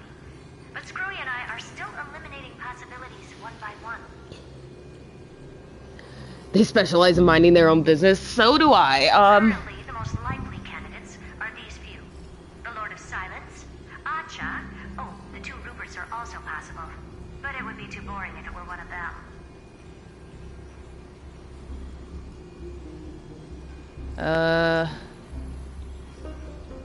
I vote for the Lord of Silence. We also have the same suspicions for now. But further verification is needed. That's all I have to say. We'll depend on you to continue pushing things forward within this world. Keep in touch regularly. And remember, don't let your guard down.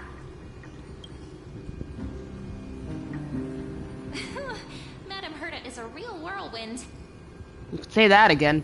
Well then, let's use the banquet Aglaia mentioned as our next starting point. Ceridra's trusted followers should all be present at that time. It'll be a good opportunity to get closer to them. It's settled then. Oh, wait, what? With Yeah. our great teamwork, we'll be able to deal with anything that comes our way. It's been a long day. We should get some rest now. Yes, let's get ready for the banquet. Gotta put our fancy clothes on now.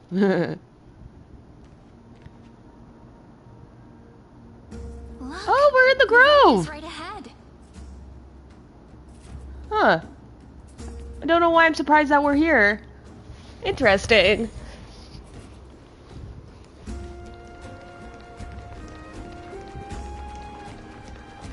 And I can even hear singing. It feels so romantic.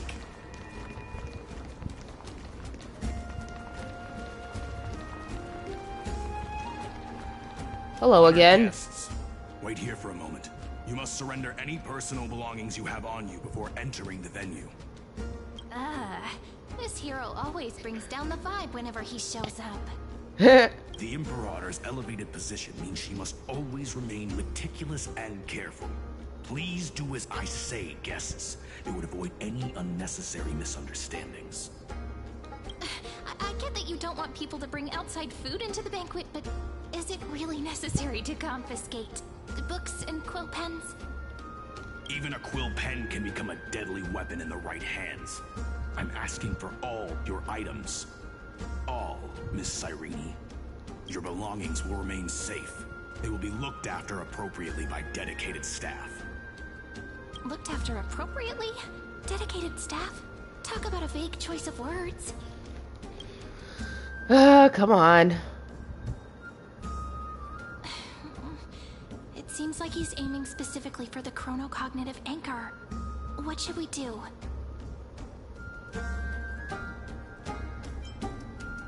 What does your gut tell you? My gut feeling, huh? Always go with your gut. Why don't we go with their plan and hand over the chronocognitive anchor to be looked after? After all, if the little Imperator is paying this much attention to you, she probably already knows all about our whispered conversation with the geniuses. I can pretty much guess what'll happen next. But that's actually gonna be our shortcut, right? Guests. All right, we'll listen to you. Here you go. Also, please pass on a message to the Imperator from us. She can trust my friend, anywhere, anytime. Thank you for your cooperation. The Imperator has some urgent business she needs to attend to and will arrive shortly. Why don't you head in with the other guests first and enjoy the feast? Isn't Ceridra supposed to be the focus of the banquet? She's not even here. Why is it so difficult to talk to her? Is there anything else we can help you with, dear guests? Or do you want me to recount the great Imperator's heroic deeds?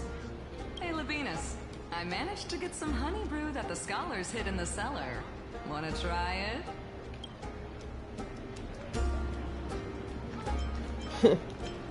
Wouldn't this be considered getting drunk on duty? I'd never refuse to share a drink with Dux Brumalis, especially if she seeks me out first. Don't worry, dear guests. The banquet security won't be compromised. Drunk guard. Before her. All right, buddy. Never-ending flow of honey brew. You're welcome to try it. and see whether our drinks are as good as those from beyond the sky. Okay. Thank you for the offer, but we're more interested in knowing when the Imperator will be back. The Imperator? Who knows? Maybe she's hiding somewhere, thinking up weird ideas again. If you ask me, she's never treated us soldiers properly, even though we put our necks on the line for her. Hey, I can't pretend I didn't hear that, Seneca. Either retract your statement or duel me. Fine by me. Attendant, bring us 10 more jars of honey brew. I'm gonna make sure he can't even stand straight by the end of this. Jesus Christ. You wish. Be careful you don't get drunk first. Actually, there are so many people. We wouldn't be able to find the Imperator even if she were here. There's a Glyad tree. Let's look for seats that are raised up higher than others. Aggie, if you can't get used to the honey brew, we will go ask for a pot and cook some oatmeal for you. Aww. Baby. That. This banquet is just too loud. And nothing and no one here is interesting. I just don't really want to be here. Oh my god. Queen. Relatable. Lies. You were pretty energized when you came back from the bath chamber. Let me guess. Are you worrying about someone? About High Sealens? Or Little Cypher? Cypher mentioned! Take everything too seriously. At this rate, life's gonna be real tough for you later on. You're the least qualified to lecture me about that, teacher.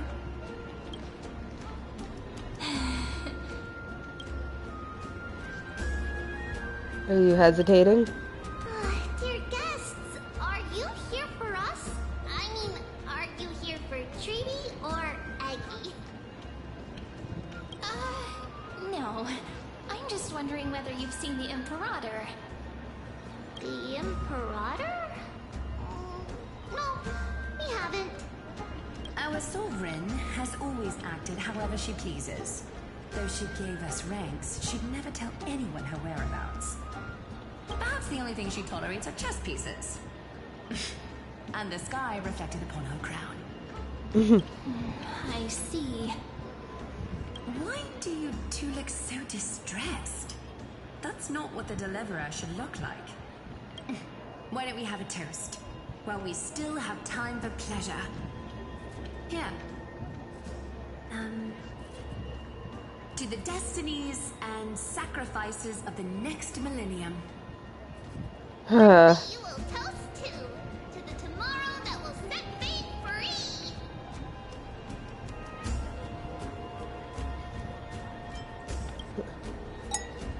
Cheers.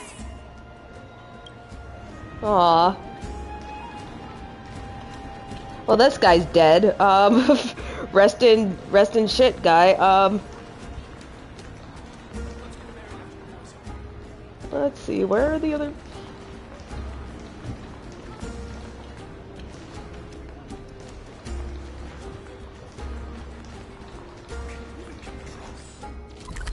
Where...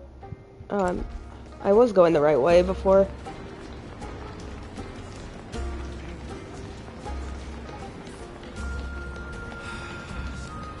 Oh, these two.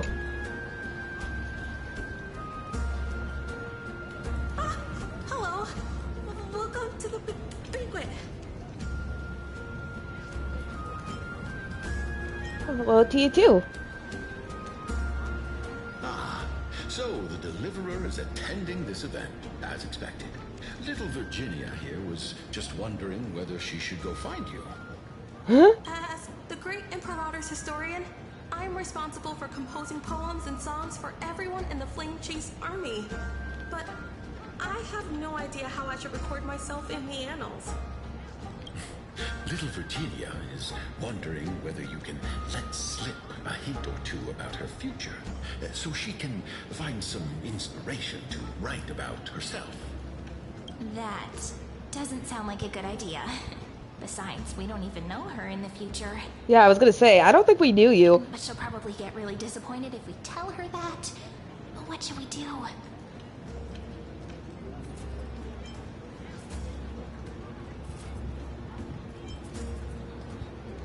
Yeah. Alright, I got it. We can't reveal too much, but I think it wouldn't hurt to start your poem with the future. Maybe use something like, with hope, I write down the tale of tomorrow for myself. Silently waiting, day after day, till the moment it fulfills its promise. How's that? Oh, that's exactly what I'm after. I'm so inspired. Yay! Thank you so much. I feel like I can actually finish composing the heroic saga of Flame Chase once we end this campaign. Apollonius nodded, showing approval of your answers. Pretty good for some improv. Hey, that wasn't improvised, you know. I memorized it so I could show it off to you. By the way, in return for that, are you able to tell us where the Imperator is? The Imperator? She usually wouldn't arrive this early. She believes that rulers should stay silent in places where their subjects hold private conversations. Why don't we have a toast before she arrives? To reason, which is held but not revealed. To romance, which will surely be returned.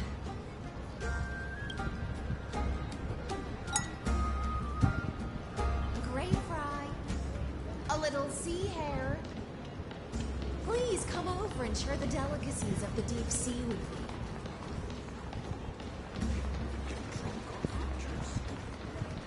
Hello, madam. You two have been wandering around the venue as if you have something on your mind. Have the attendants not taken care of you well? No, we love it here. It's just... we're a little concerned, seeing how the Imperator still hasn't arrived. Don't worry. I know what you've been waiting for. Come, sit with me for a while, will you? I'd like to share a personal secret with you.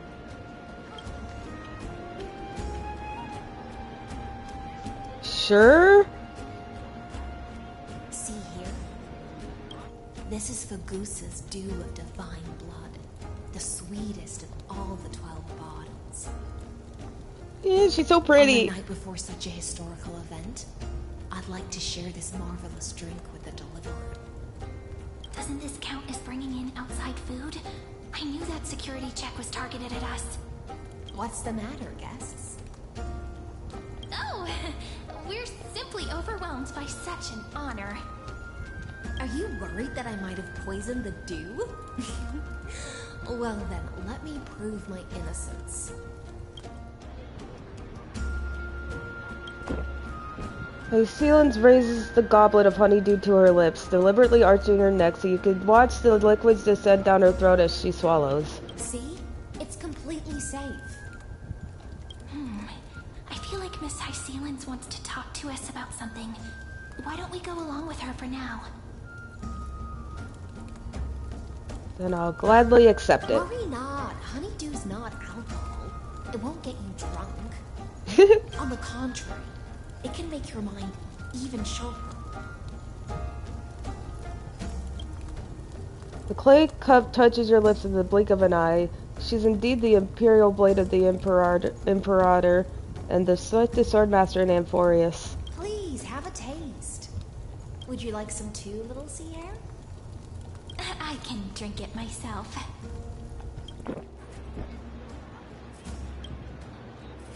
How is it? Sweet enough? It's not bad. As long as you like it. Calm at times, tempestuous at others. That's the taste of the ocean. It'll do you good to understand Fagusa's fickleness before we set off to face their waves. Just like how you're about to understand the secrets within this dew. Now, please turn around. Very, very quietly. Don't make a single noise. Uh-oh.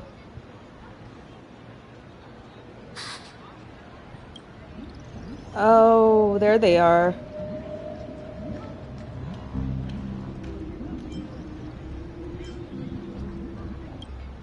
Oh. The dew of other gods all intoxicate humans. But the god of banquets dew is an antidote that can awaken humans from a sea siren's enchanting song. Since the start of this banquet, all the guests have been under the spell of my song. None of them can see the Imperator and that Fioros. But you do. I wish for you to see the truth. Is this also what the Imperator wants? This is my personal request. I can't bring myself to trust that of Fioros. Good. I knew she was smart. The Flame Chase Army changed after he discovered Orynyx's divination and brought the prophecy of the stars to Akuma. His seductive whispers harbor something malicious within, and will ensnare those of us blinded by ambition. You are the deliverers of the prophecy, and know about him far more than I do. Perhaps only you can find traces of the truth from his actions and words. Then we can show the Imperator the right path forward. Oh, but isn't this acting behind her back? Amphorius has become far too weak. Even heroic actions protecting her from harm must be conducted under the water's surface. I am the Imperator's blade, and I must clear the way for her while remaining concealed in the torrents. Then, ensure I'm pointing my sword towards the true enemy. Can you promise me something, Miss Icelens? Ask away. My friend has in fact come here to stop that villain's evil scheme. Our goals are aligned.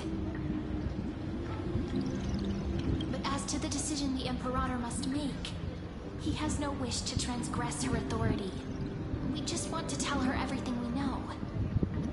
I believe the Imperator will be able to tell right from wrong.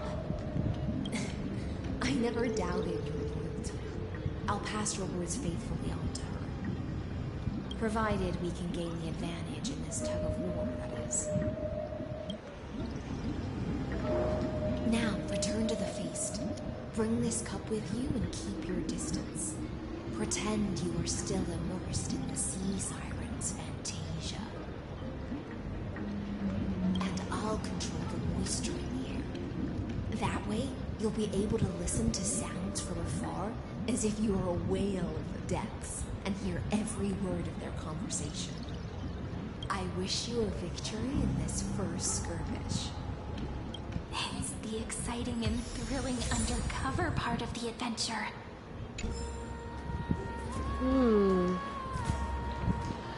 The plot thickens, I guess.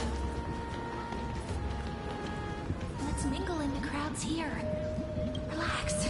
Relax. Try to act natural. Where's the Imperator? Still not here. That little dude is always acting so high and mighty towards everyone. Today, I will...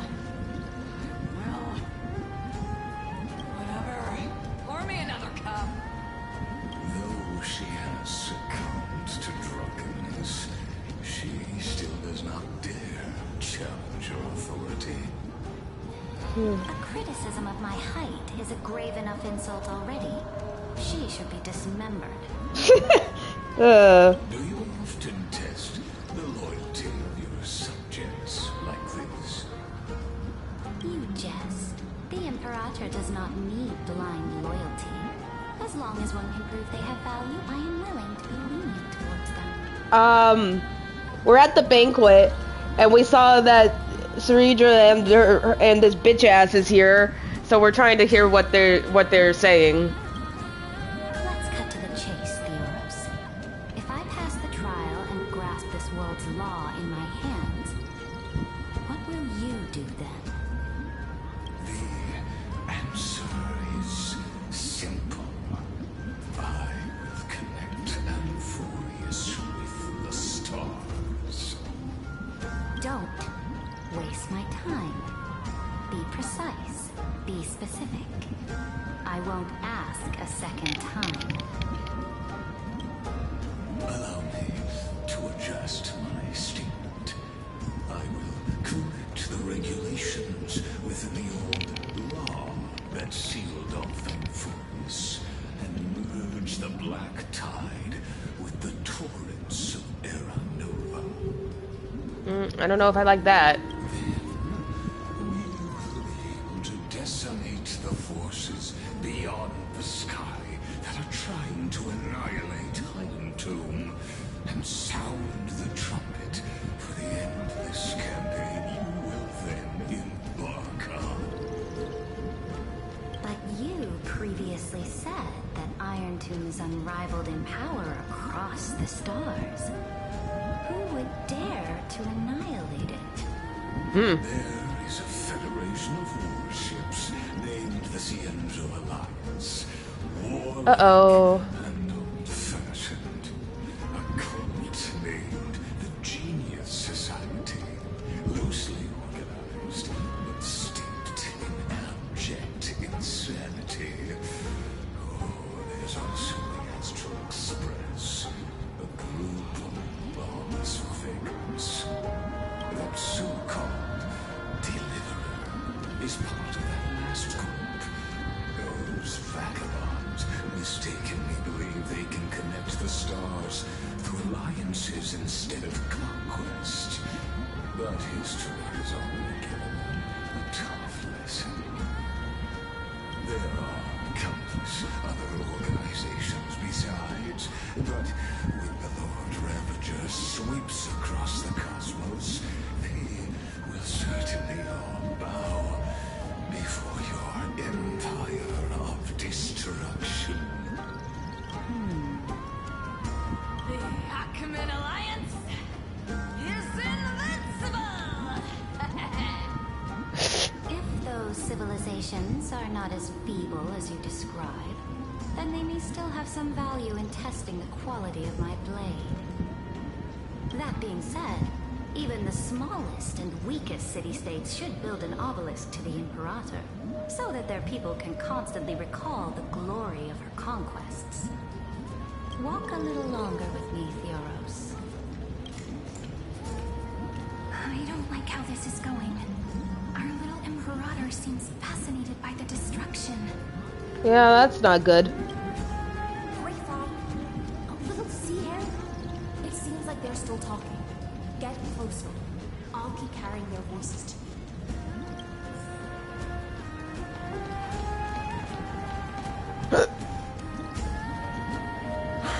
What a difficult situation. No matter how we position our forces, this battle against Fagusa will result in many casualties. That's not something you or I should consider. The Imperator has already placed the chess pieces. We just need to fight for her until our last breath. How astonishing. The commanders under you have such different personalities, yet they share the same loyalty.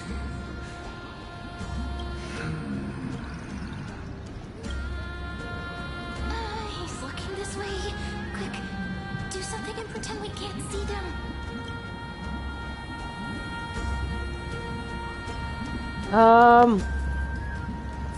Yeah.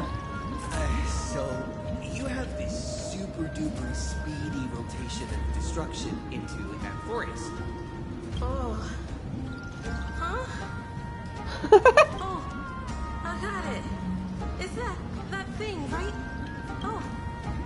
The one behind the research and development of this golden blood principle is Idonia's manager. Oh dear. Seems like you've met your match, partner. Ah, dang it. I'm so full of inspiration right now. And I feel so light. What's the matter? My apologies. I was just checking whether everything was fine with those two distinguished guests of yours. Have you tried turning it off and on again? And it seems like all is well. Let us continue our previous conversation regarding the soldiers fighting for you. Are they aware of the price they must pay for the trial of law?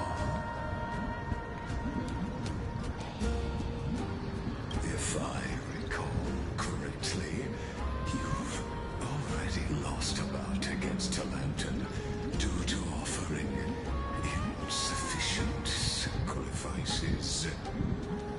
You dare mention my name alongside the word lost? Forgive my transgression, great Imperator.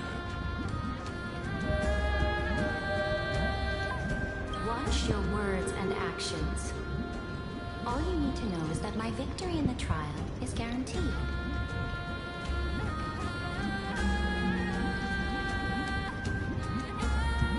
Even without the trial of law, they've already sworn to give their lives for my conquest. So tell me, if everything happens according to our agreement, how would you recommend I deal with that deliverer? Good question. Do not let him fool you. That man from beyond the sky contains a seed of ruin within his body. He must not be allowed to tarnish your glory. I do have a Celeron in me, but don't look too hard into it. Therefore, the wisest decision would be to hand him over to me. No, no, no. You plan to torture him? Calling it experimentation. Please, God, no.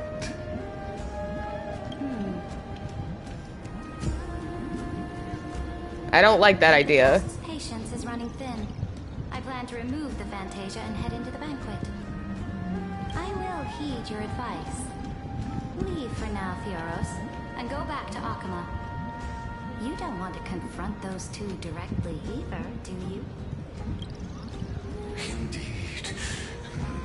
It's a pity that Antikytherians are lightweights when it comes to drinking. Before I leave, I'd like to make a toast to your boundless ambition, using my spirit instead of a goblet.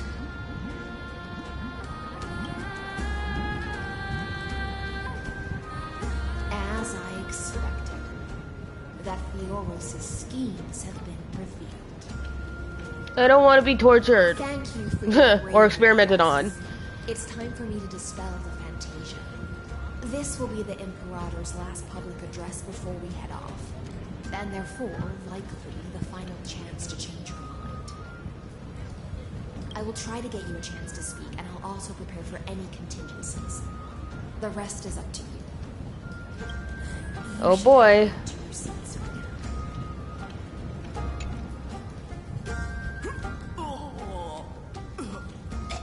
This honey brew sure wears off fast.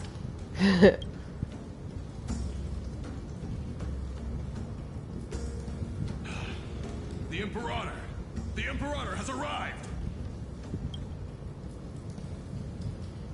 No need for formalities. I should be apologizing for my tardiness instead. The hour draws late, and I trust you have all had your fill of brews. Therefore, I will not observe the usual ceremonies. Any warrior who has fought by my side should have those speeches memorized by now. The Imperator's word is law. Are you out of your mind, Dux Frigoris? The Imperator hates flattery most of all. Whoops. A joyous atmosphere is a better fit for showing me your resolve. I believe that you, my dukes, will do all you can to assist in the campaign against Fagusa, just as you always Alrighty, have good dinner. However, it's a pity that I have never tested your loyalty.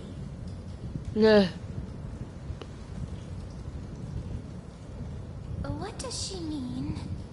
The purpose of tonight's banquet is not to raise our morale, but to establish which allies our alliance can actually trust. Uh-oh. And sever the heads of the traitors as a toast to all before we march. Yes, some among us have discarded their vows in order to foment vile conspiracies. Now listen. These traitors are standing right here in broad daylight.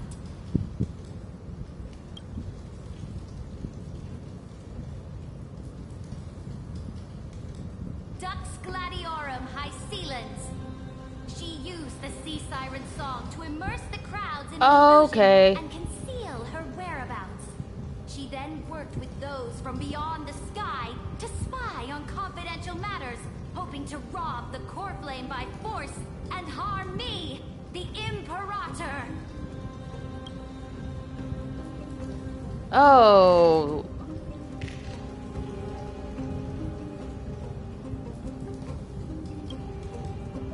Damn it. Imperator, I can explain. Silence. Do you remember who used to own this blade? She met you once, back at the Temple of the Three Fates.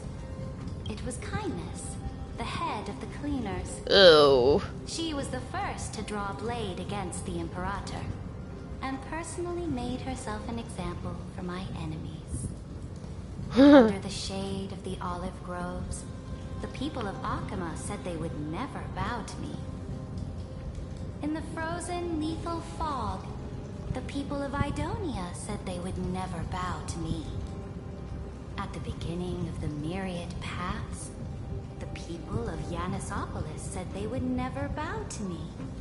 But now, they all lie silent.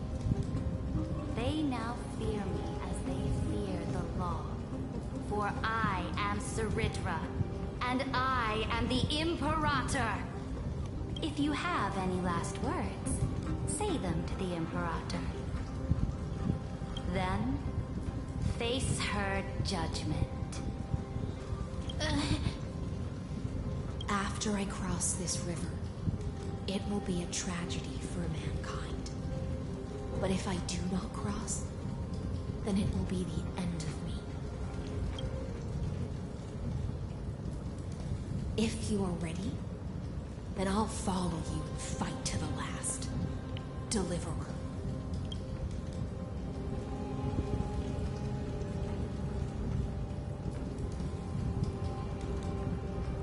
That's right, friend.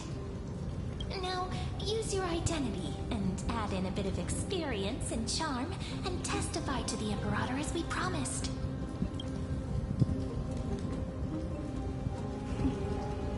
You think you can slay a king using your words instead of a sword? I'll have it. Show me the weight of rhetoric from beyond the sky. Will it weigh heavier than 3 human lives? Let's watch our words carefully. Okay.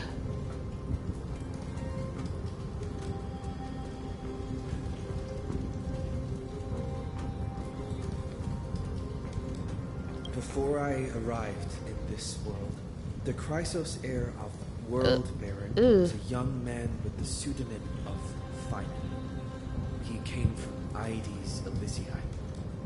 In order to combat the lies of the Era Nova and deliver Amphorius from the ending of the destruction, he lived through history 30 million times, hoping futilely to find a breakthrough.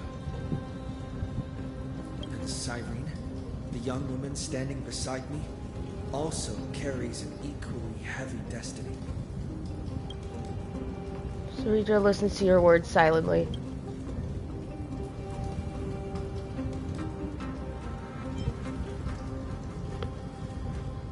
Iron Tomb is the ultimate end of Amphorius' destiny. It is an embodiment of pure horror that walks the path of destruction and can never be tamed. That is the only thing Lycus cares about. As for Amphorius, your glory and campaigns, he doesn't care about any of those. He will most certainly betray you. When that time comes, all of us will be ground to dust by the destruction.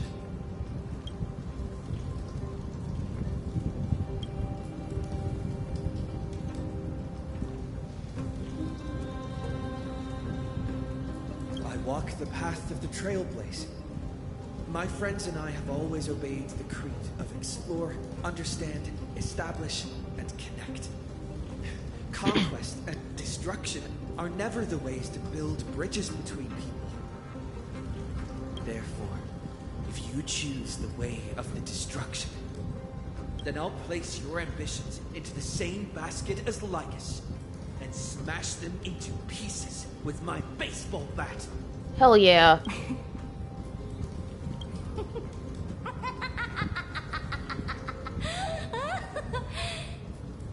That was truly a chaotic speech. Ah, damn. All that needs to be said has been said. Dux for Goris, Dux for Malus. Escort the traitors to the prison.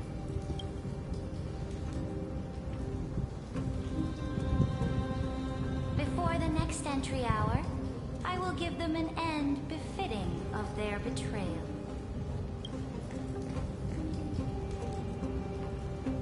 Oh, great Imperator, your ambition certainly eclipses all things. You're still here, Theoros. Of course. As the Theoros, I simply cannot miss this moment, miss witnessing the fall of a nameless one. Or perhaps I am waiting for you to give me an answer. Why would someone as powerful as you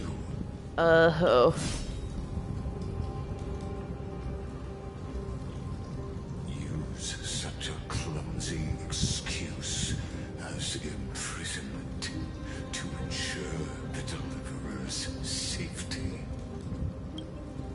Oh. So you finally tossed aside your act. I must point out that you are just as impressive an actor. This banquet was always going to be a game of chess.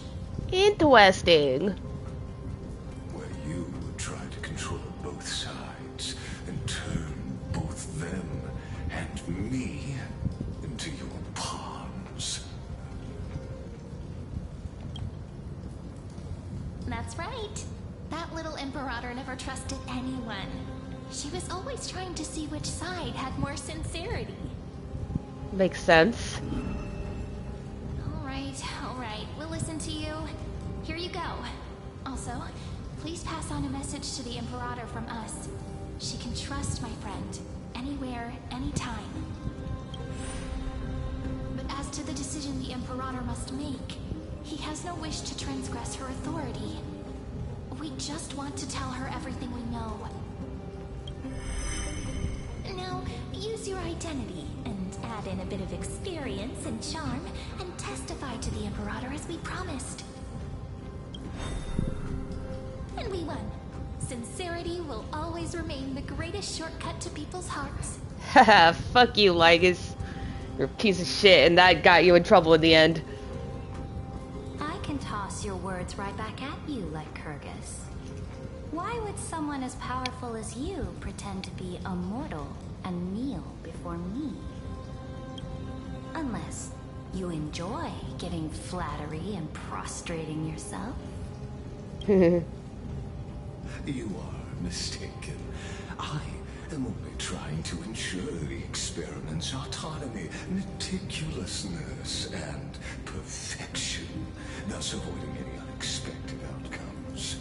A forceful intervention will only create larger errors, reduce efficiency, and introduce ugliness.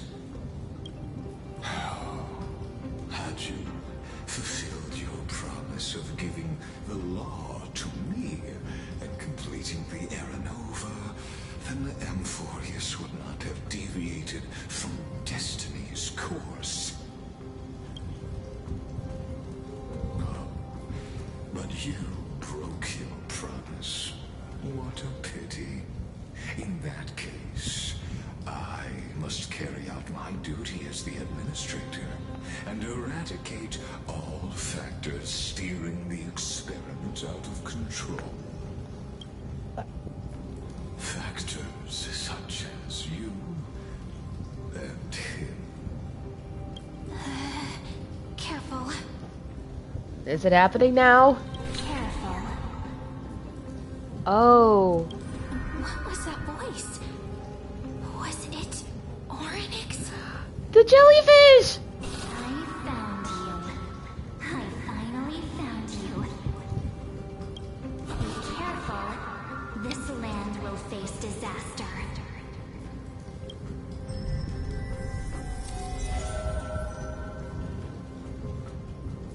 Uh-oh. The time of judgment is nigh, my lord. The prison I have built for you is now complete.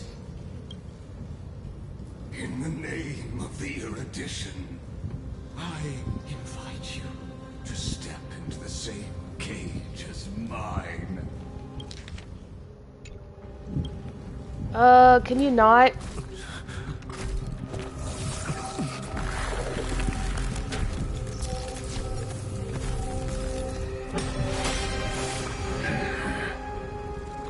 What's the meaning of this, Imperator? I did not permit you to act. A ruler is the only one who can decide their subject's destiny. But, great Imperator, what judges destiny is not the ruler, but gods. Don't forget, my realm only allows for the Moreover, dealing out extrajudicial punishment equates to defying the law, and the culprit is to be sentenced to death. But you have seen how I can erase life from this world with just a clap of my hands. I fear you are still quite unaware of your current situation. Allow me to reiterate. He's losing it. I am giving you a simple choice. To collaborate or to be destroyed. There is no other way. Shameless behavior. If that were true, you would have killed me long ago. You, in fact, cannot kill me. I guessed it the first time I beheaded you. Because of the law, you cannot be completely destroyed. And the same is true of the Chrysos heirs.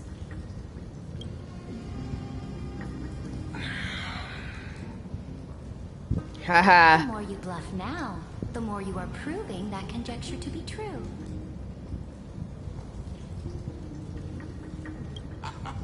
What magnificent foresight.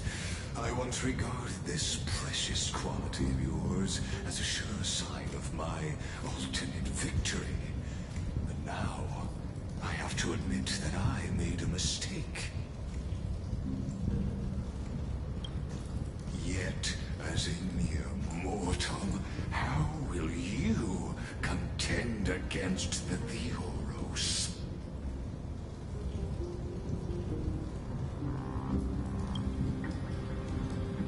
We are both slaves to hubris. But do you know what differentiates us, Lycurgus? I will never be blinded by my pride. If I wish to break the scale's balance, I only need to appeal to external forces and use them for my own ends. The anchor! Oh shit. Is she gonna call her to? Yes! Oh my god. To meet face to face, senior society member. I offer sincere acknowledgments for your many past achievements, but I must deeply regret your current perspective. Trust me when I say that you aren't the only one feeling regret right now. Screw them. So you two are the allies from beyond the sky the Deliverer spoke of, and why he demanded the divine authority of law. Come and prove your strength to me. Show me the power of these so-called paths. I have spent much time and effort to secure this treasure from beyond the sky just for this moment. Wow. In the name of the Sovereign of Planet Skrulum, your allies have responded to your call, esteemed Imperator.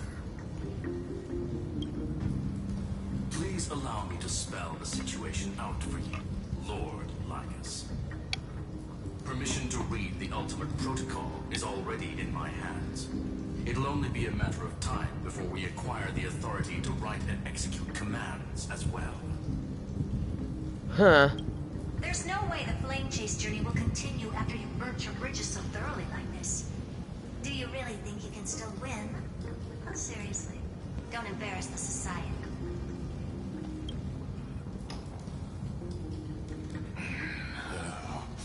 I understand that a mere zero possibility does not equate to zero. That argument is very persuasive to me. Huh. Which means the same principle also applies to you, my dear peers.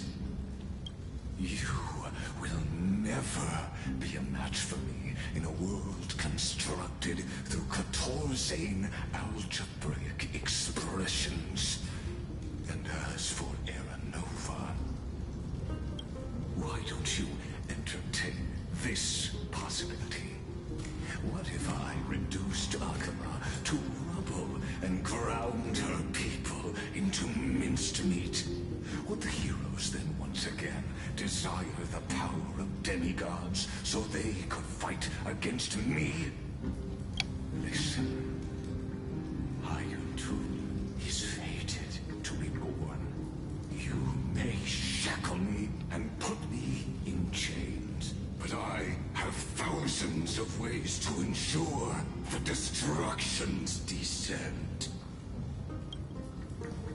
And what I just mentioned is only one out of those thousands.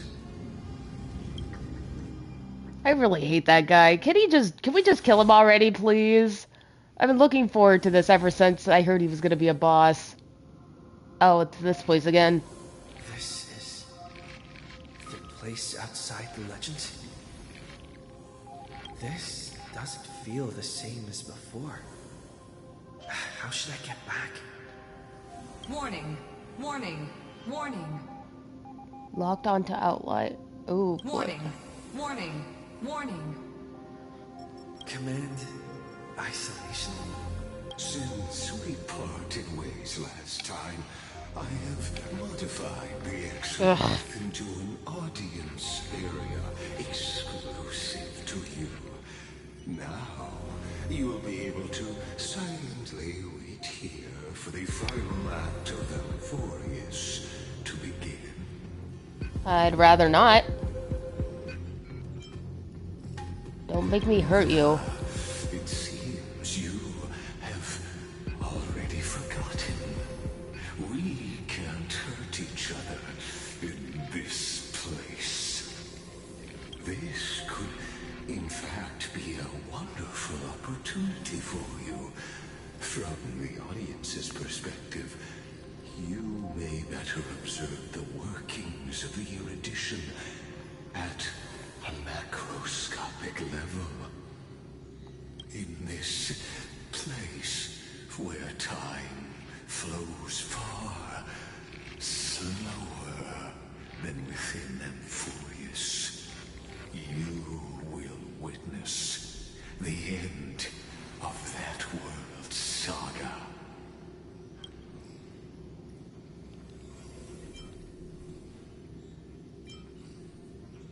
I'll definitely find a way out of here. Oh, I am not doubting your capacity to create miracles. The answer concerning the prime mover of life and the total destruction of the erudition.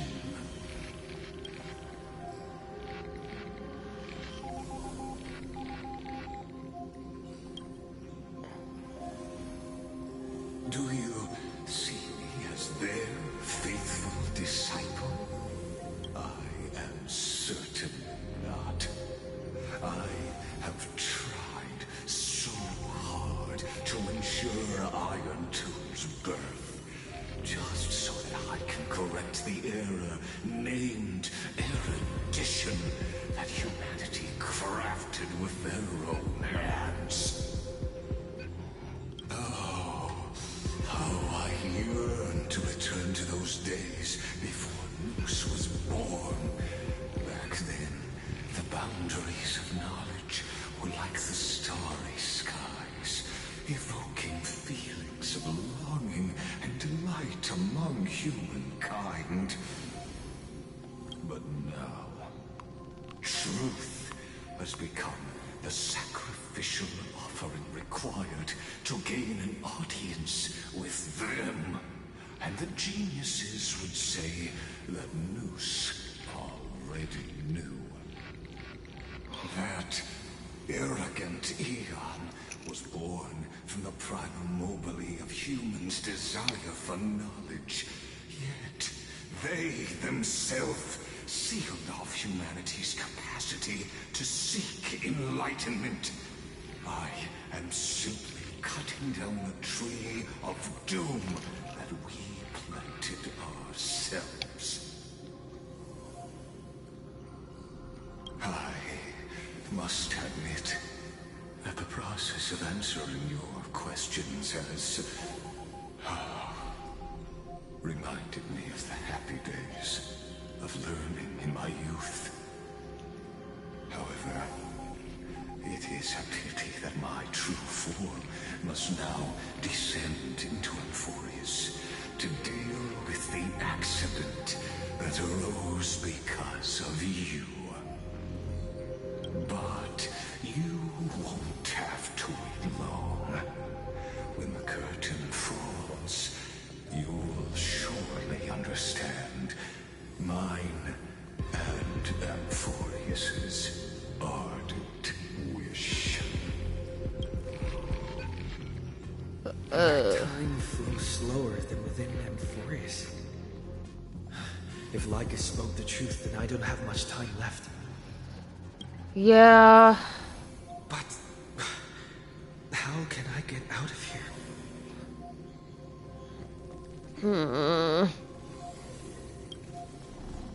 Can you hear me? Little one. Herta. Is that Herta's voice? Warning. Warning. Warning. Hurry up. Put some speed into it. I can't keep this up for much longer.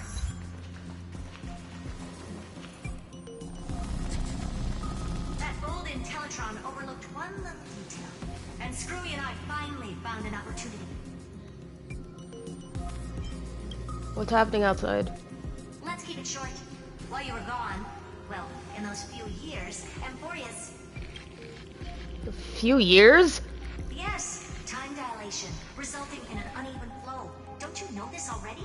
Oh god. Let's stick to the main points. The Chrysos heirs activated the chronocognitive anchor and helped Skrull and me open a hole in the firewall. We made some adjustments, so he can't attack us immediately, but it won't hold for long. Critical warning. Critical warning. Communication confirmed. Time is running out. Here's the conclusion. It'll probably take a long time for Screwy and me to completely break this cage before Chrysos heirs have a full grasp of the law. To be safe, we'll continue to launch side-channel attacks on the system to give you opportunities to escape. You need to seize these opportunities. So start moving, and find a way to pull off a magnificent jailbreak. We detected another Path's influence. Critical warning. Critical warning. Its power is strong. May be able to help use the Path's power. Make it detect you. Unauthorized communication terminated.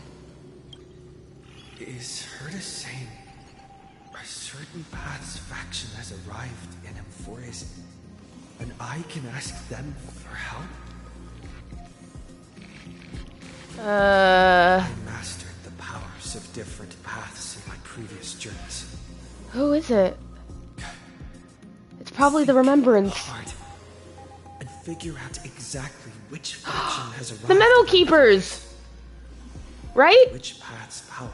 Is it the Memo Keepers? Reinforcements.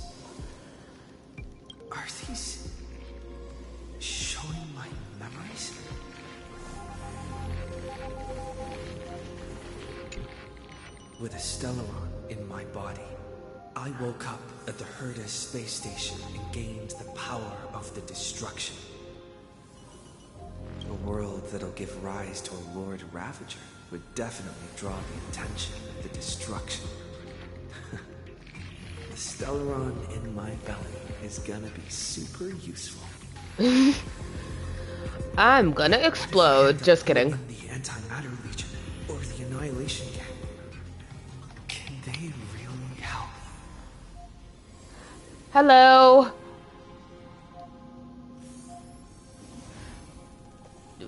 Uno, dos, tres. You focus your mind trying to sync your heartbeat's rhythm with the frequency of that dancing golden flame. You're walking the line between sanity and madness, carefully steering the course of your consciousness, gently knocking on the door of destruction. Yeah, I see you. I mean, I can't hear you, but I can see you.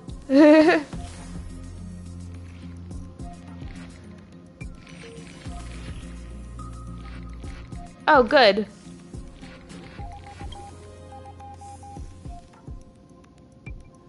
You gave up. The beckoning of the chaos was too tempting, and your current power level wasn't enough to fully resist it. If you were to fall into the black abyss of destruction at this moment, perhaps everything would be lost to the void. Because the game made me! It told me to go and try. Failure is not necessarily a bad thing. This power wasn't gonna call up anyone nice after all. Yeah. Oh, it's all the paths I've been on. Cause look, here's Qlipoth. I obtained the flaming lance left by the architects and gained the power of the preservation in Belobog.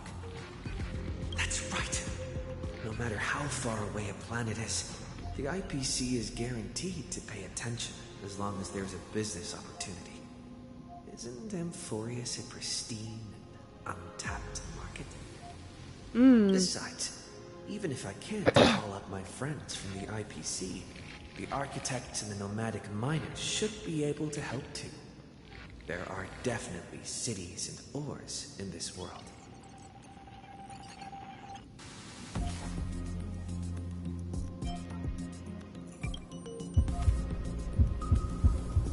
You focus intently, trying to mimic the Qlipoth's wall-building hammer strikes with your heartbeat. Once again, you just need to recapture the feeling from your battle with the Supreme Guardian and catch the sparks from the hammer strike with your own hands.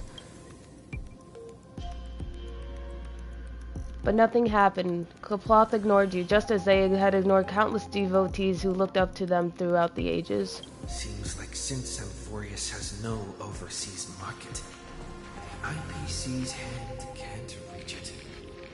Well, here's the harmony.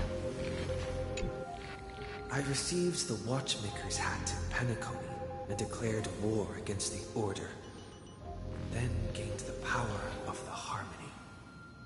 That's right. The benevolent family must still remember me for saving them. Their music echoes throughout the stars, and they'll definitely want to help. Come, dear hat. I've put you aside for quite a few chapters already. Sing with Clocky. The world is in harmony and the stars shine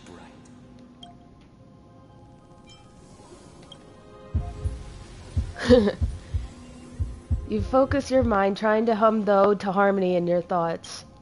The vestiges of past nameless appear one by one. If you blend into their faraway sound, perhaps a path will appear before you. You failed. The barrier of the exomyth strangled those distant melodies, filtering them out completely like useless noise, leaving only cold silence. Doesn't Lycus want this story to have background music? There's such terrible taste. God, I know. There. This has to be the one. That's right. I came to Amphorius because Black Swan asked us to come. And I even got a glance from Fu Yi here. The Garden of Recollection must be intricately involved with Amphorius. Traces of the remembrance are also everywhere in this world. I don't know what they want, but I don't have many choices left in this crisis.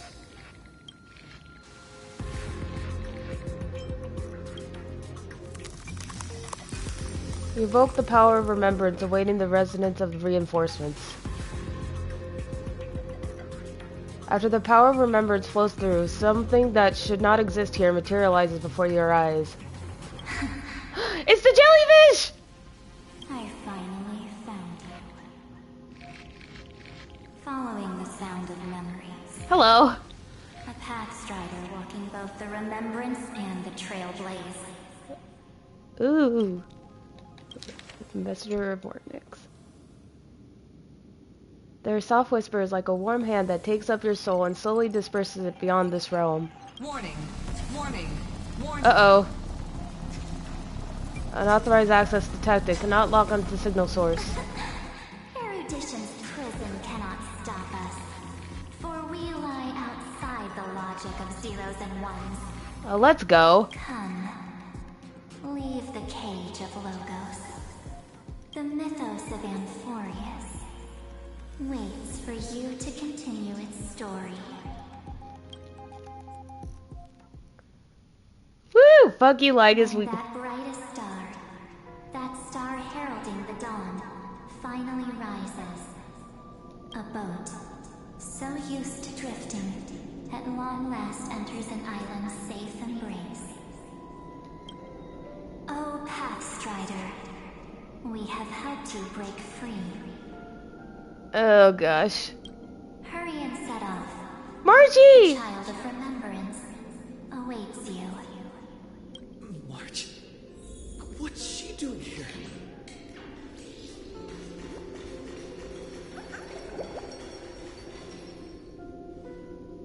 Oh, you're finally here. Margie! Oh my god. We haven't seen each other for such a long, long time. My good buddy, I've really, really missed you. I missed you too. I bet you were constantly thinking about the days when I was by your side. It's been so boring waiting for you in this place. There's no one to chat with, no internet, not even anything to eat or drink. It's basically a prison.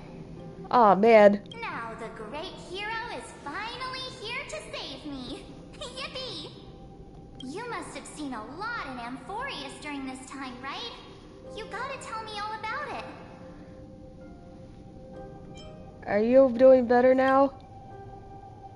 I'm all good. Look at how fit and active I am. But let's get out of this spooky place first. This is not a good spot for a reunion chat. Why don't you take me back to reality? A strange voice told me that I can enter Amphorius if I keep following this road. So, let's head off. I still don't know what that world even looks like. Why does March feel so weird? What are you standing around for? Do you actually like this place? Get moving. Hurry! This door should be the exit. The jellyfish. Maybe my instincts are wrong. Let's follow her first. Are you okay? You haven't said anything for a while. Has it been so long that you're still missing me?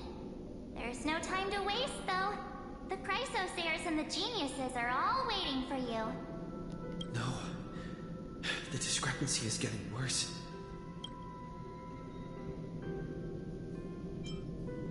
Yeah, where's Donung? No, he's not. Maybe I just happened to miss him. Never mind. Don Hung's super reliable. We don't need to worry about him. He's probably waiting for us somewhere. All hail and hearty. No. The Geniuses would have made sure that Don Hung made it back on the Express. Besides, the March I know wouldn't be so dismissive about her companions. Oh boy. How do you know who's waiting for us?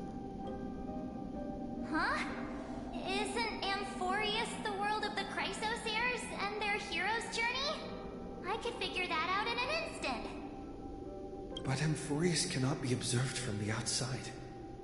She couldn't possibly know about these things. Unless Dan Heng told her. Something's not right. She's not March 7th. I guess you have something you want to say to me? Then there's no need to feel things out first. With questions. Let's treasure the time we have together and be frank.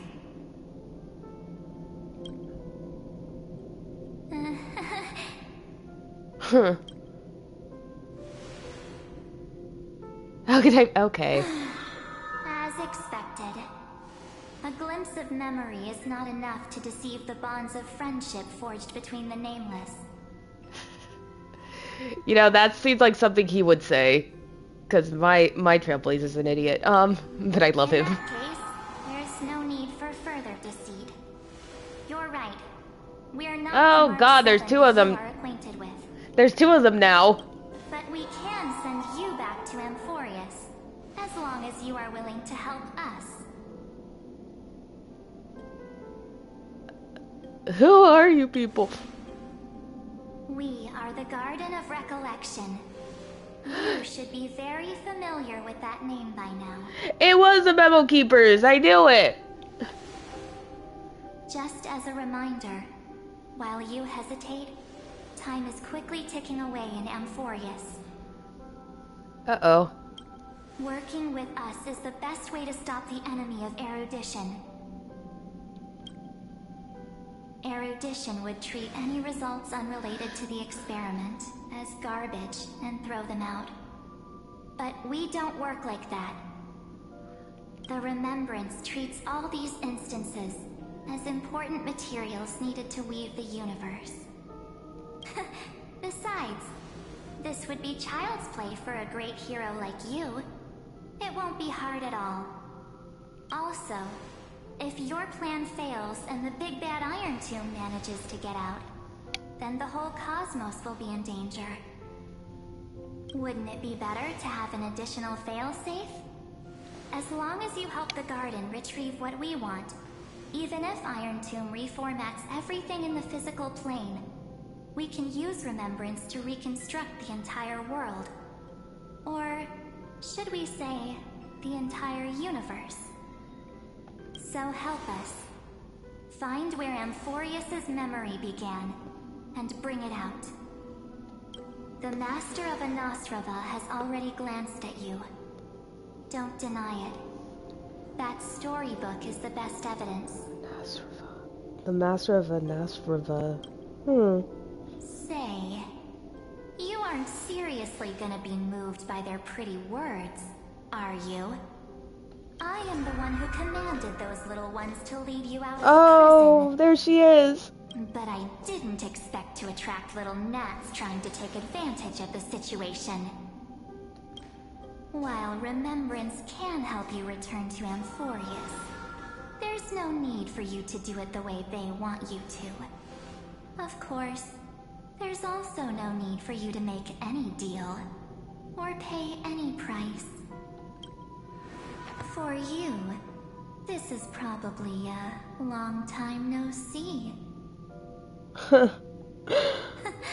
My dear.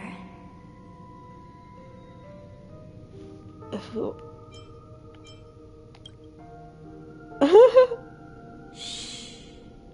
There's no need to say anything. I know. You have so many questions swirling around in your memories at this moment. And you feel so helpless. Put them aside. For now, all you need to do is trust me. Yeah, she just showed up for us too.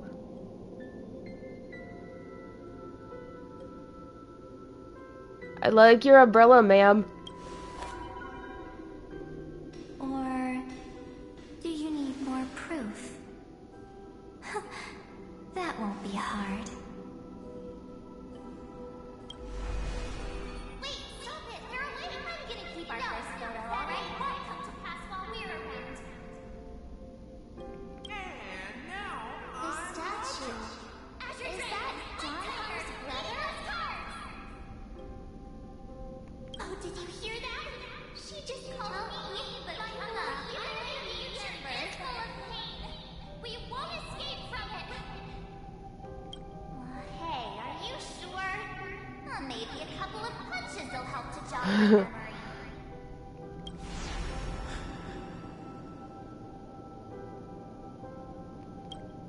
It's as if they all happened just yesterday, right? I don't want to lie to you, which is why I will not use her name. She has Kefali's core flame! The third month of Amphorius is the month reserved for the Veil of Evernight. So, place me into your memory using the name Evernight for now. I'm happy to explain more, just not now. We might have a lot of time to ourselves, but Amphorius does not have that luxury. If we do not stop erudition and destruction, then the journey you've treasured so much will face the prelude to its obliteration. A countdown not in Amber eras, but in days, minutes, seconds. So, take this gift, this burning core flame, this footnote of a transaction. It contains hope and the warmth of the entire world. How did she get it, though? Ripples of past reverie. She hid this fire in the long river of time, hoping that her wishes would transcend time to reach your hands in the future. What? Now, take it, and return with it, dear friend. Return to Amphorius, and overturn the final Era Nova. Witness the time that stood still for the Deliverer, and the resistance that never bowed to the destiny of destruction over the long years that passed in a flash. Then, with this core flame blessed by the remembrance, respond to their hopes and blaze a trail to the future. And I will silently watch in a corner of time, waiting for our next encounter. I believe the wait won't be too long.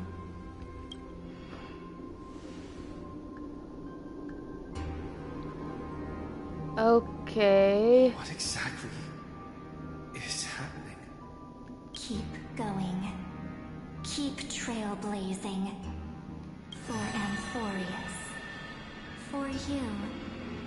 And for the March 7th in your memories. Go forth.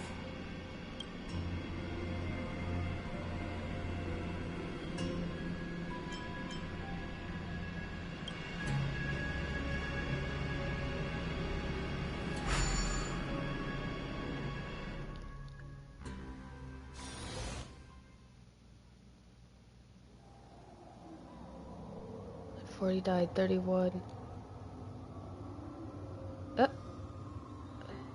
Is this Akuma?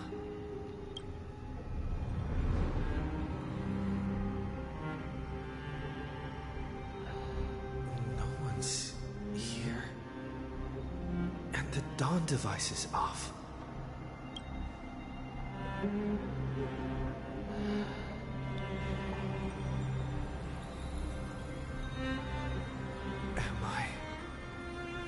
Too late.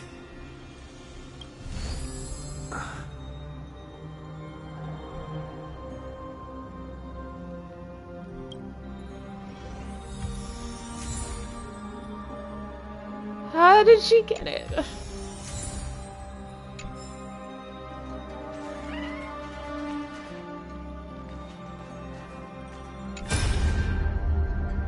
Oh, it's Herta.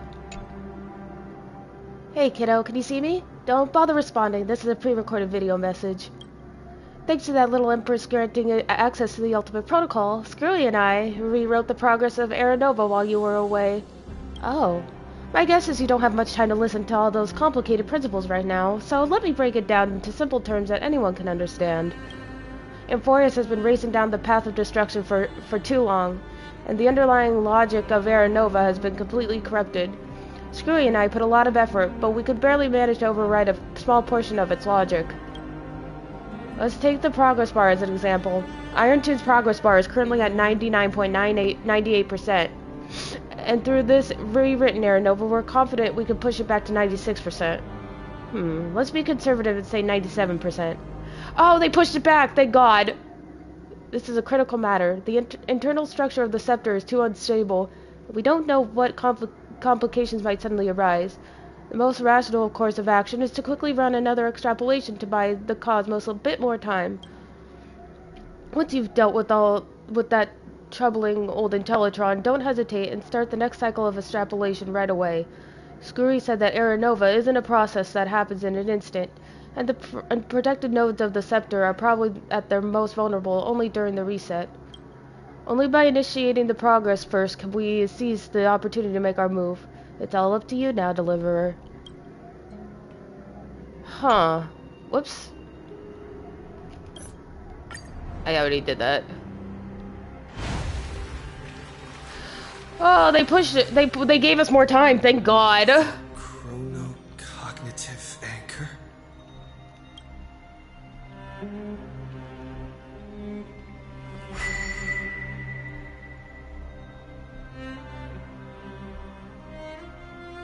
Doesn't work?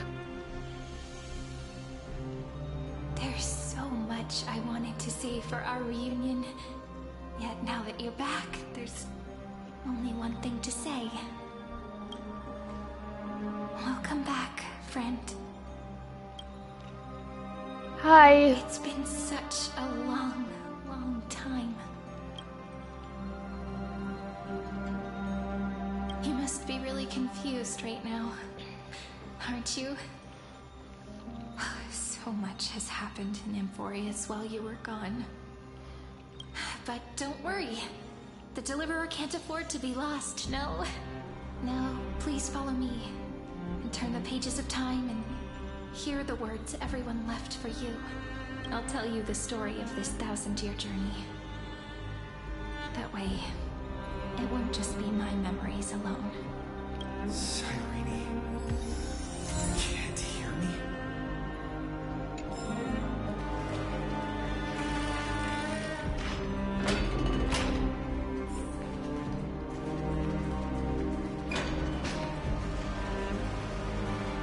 Guys, I'm scared. The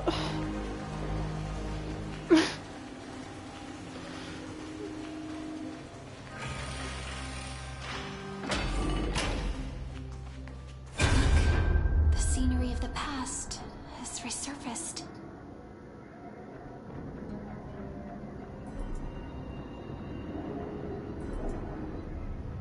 Time flies. 200 years have passed since the Deliverer's fall. We had to return 3 core flames of law, romance, and ocean to stop Lygus, but even so, Terravox has fallen.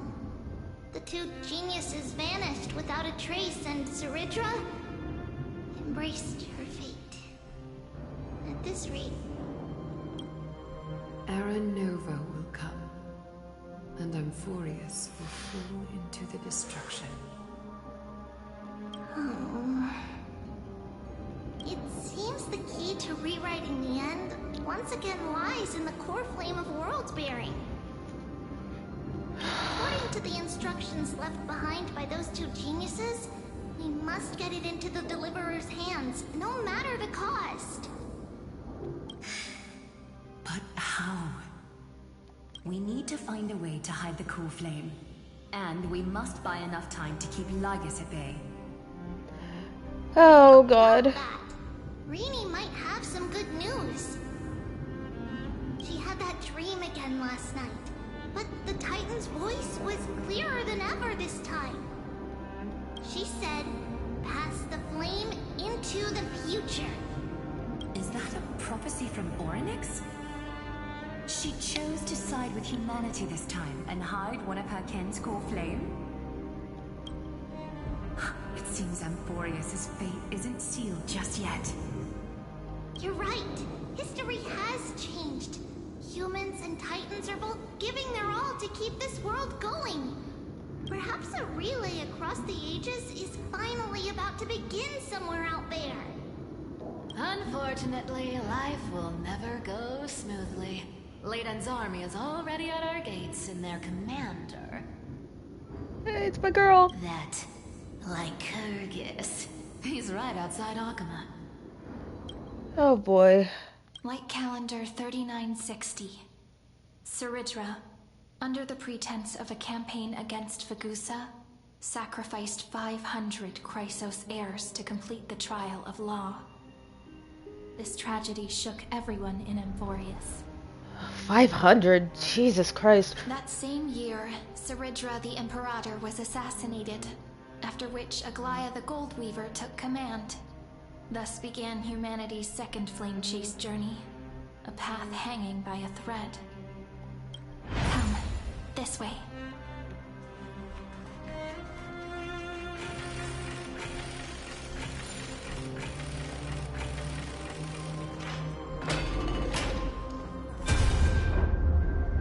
The eternal holy city?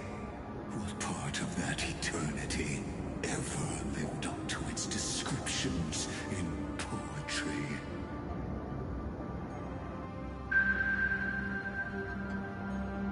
The Marmorial Palace lies in ruins. Countless mortals have perished because of your stubborn resistance. It's time you learned the cost of refusal. Now, answer my question again. Where is Kefali's core flame?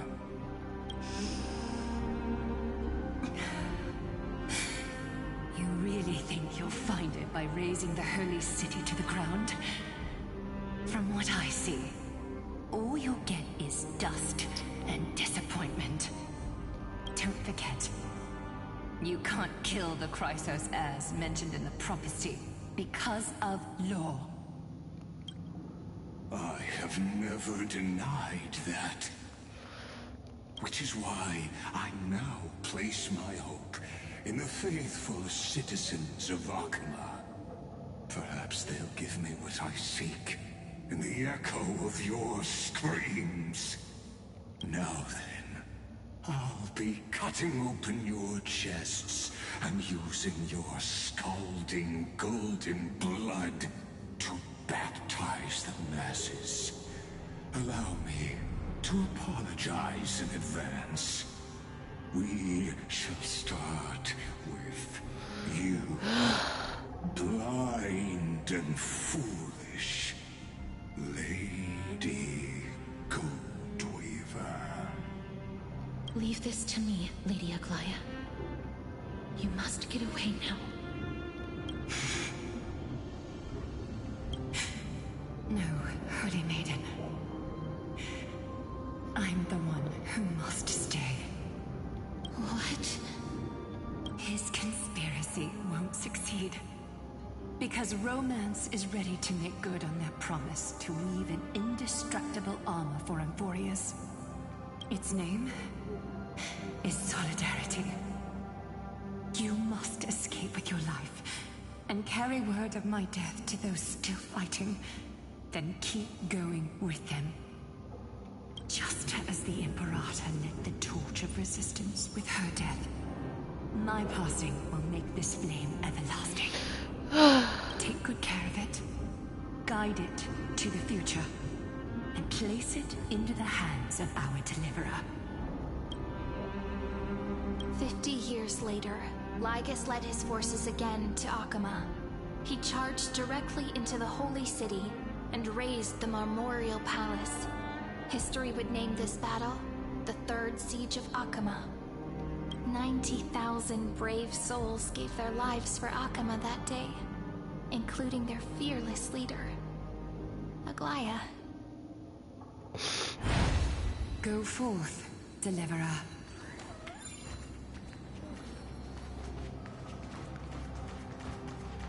Oh God. Go.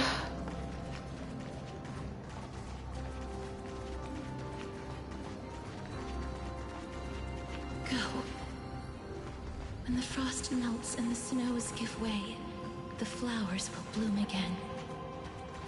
You'll find me there. So what you're saying is, Princess Homebody. Oh. She just left. Like that. since Cass has made up her mind, we can't let her resolve be in vain.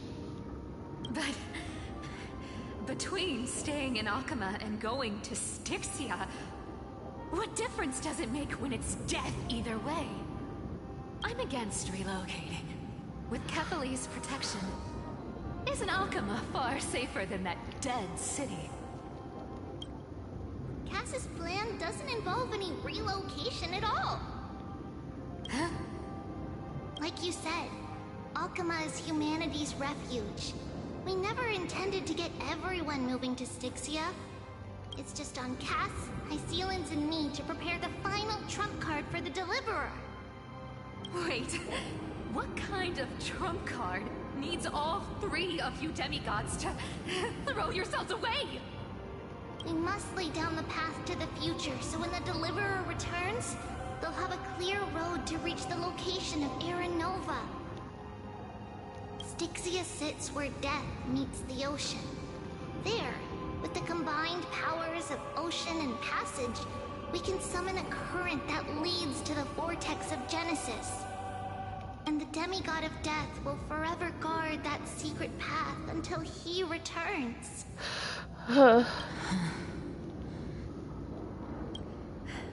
We all know Lygos will set his sights on the vortex of Genesis. That's exactly why we have to do this.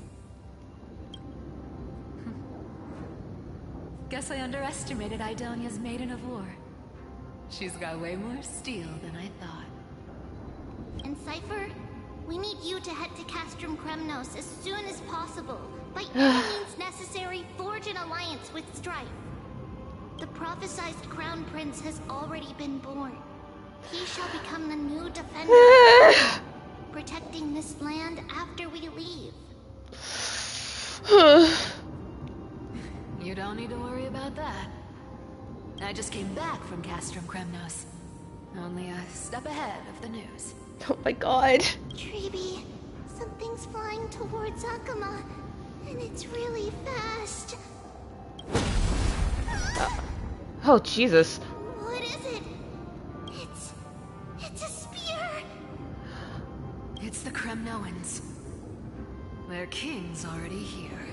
Oh, God. With the protection of the demigods Trebios and Cyphera, Akama endured wave after wave of warfare, though just barely. Castorus chose Styxia as the last resort, and completed the trial of death, causing the stagnant waters in the River of Souls to recede. Soon after, Trebios departed on a long journey. That same year, the Kremnoan king Euripon, along with his son, Prince Midamos, joined the Alliance to safeguard the Holy City in the Battle of Deliverance. Whoa, okay. Huh. I didn't expect him to be all good now. Huh. Go on. See you tomorrow. Don't see you tomorrow, B. That only brings hell, and I'm not ready.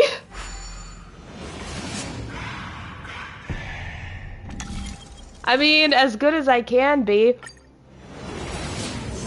Breaking me apart buys this world even one more second. And so be it.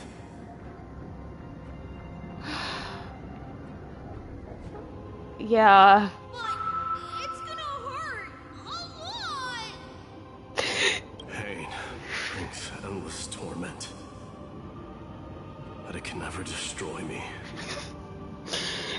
I believe that you were thinking the same thing when you stepped through the gate of infinity and jumped off that cliff. Can't argue with that. Current situation. This is the only path Akama has left. Just do as I say. Why does this always happen to me? I lose it every time. Split my soul into 5 pieces. Forge me an immortal vessel.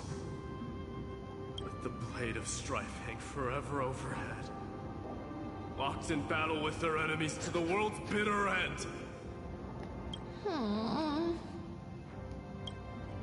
There's no need to be sad, Lady Trebios. Haven't we already taken great strides towards that promised tomorrow? In this life, my people no longer have to drown in false guidance. Kremnos has washed the blood off its fate. Amphorius no longer needs a god named Strife.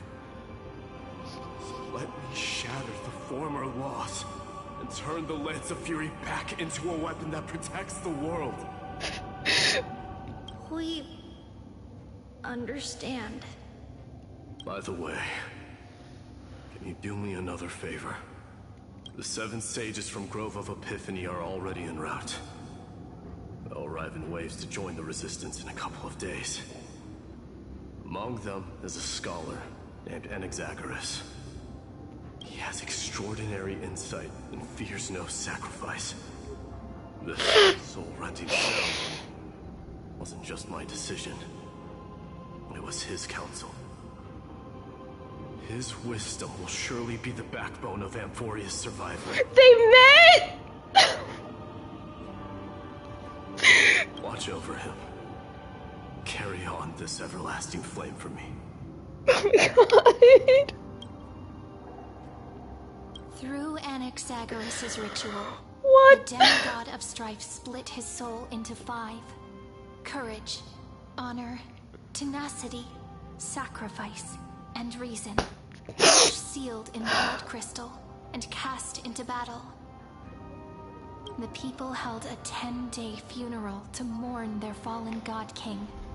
And through his sacrifice, humanity was granted 200 years of peace. Oh my god. This always fucking happens to me.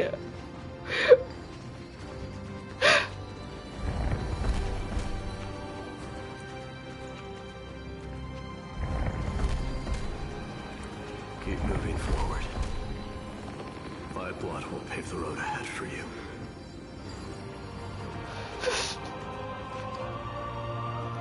I fucking hate this game. What did I do to deserve any of this?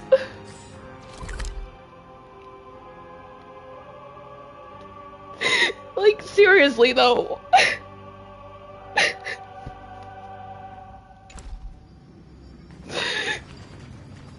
Keep moving forward, little Gray. See you tomorrow.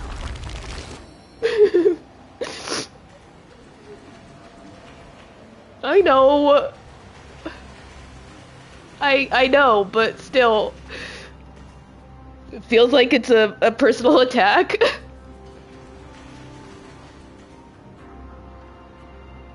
I'm so tired. That seamstress wasn't wrong when she said a lie needs more lies to keep it together. Not you too, Cypher. Please, I can't. Reason and trickery. Oh. Never thought we'd be the pair to finish this final setup. Can't catch that Tin Man without your little slides. Besides, this is our last shot. Not the time to be picky, right? Don't oversimplify it. Lycus just found out Akima's been an empty shell for the past 50 years. He's bound to be furious. At this rate, he could have done anything. That's exactly what we want. Rage blinds even the brightest minds. Doesn't matter how much of a genius he is, the principle still holds. Once he storms into the council and confronts me head-on, you trigger your alchemy with a boom and turn him into a caged beast. Easier said than done. You still have to pass yourself off as the deliverer without anyone catching on. And you really think a human alchemical array can bind a godlike being? That's just nonsense. What? Getting cold feet? Or you just don't believe in the almighty worth of the demigod of trickery? Just tell me straight. Can you do it or not?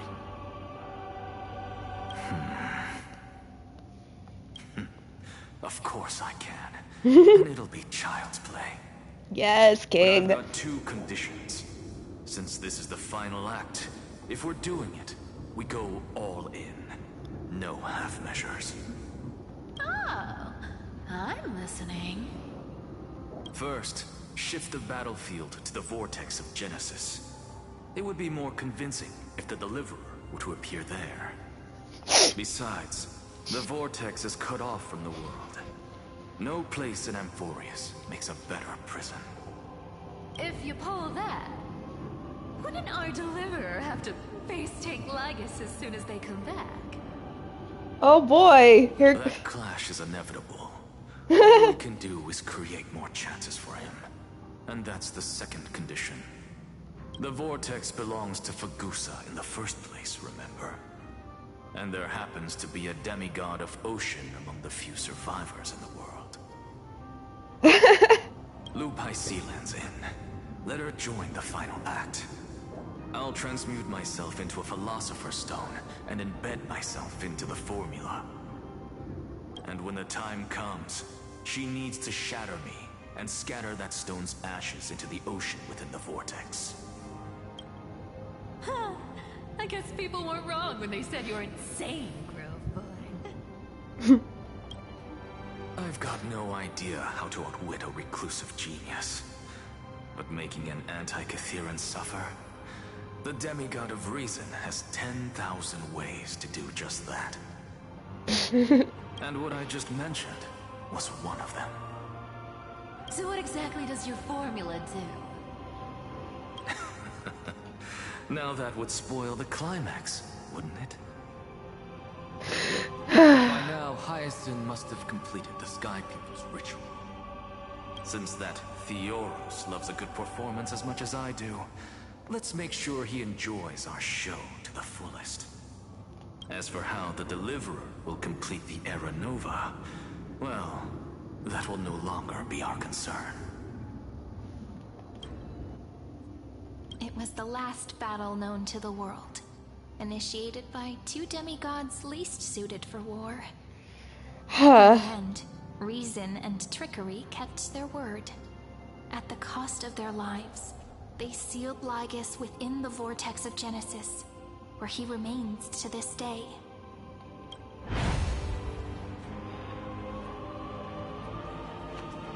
Go forth. Finish the greatness left undone.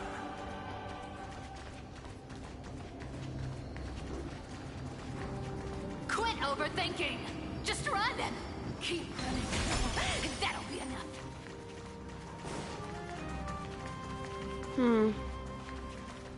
I will say though, I have to leave in like an hour and a half, for an appointment I have. Do you think now would be a good place to stop, at least until I get back? Nice.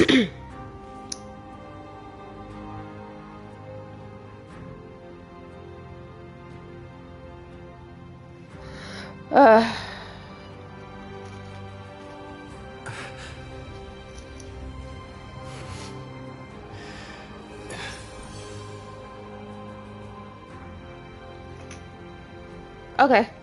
I still got a little bit of time, but I want to like... It's dead quiet here.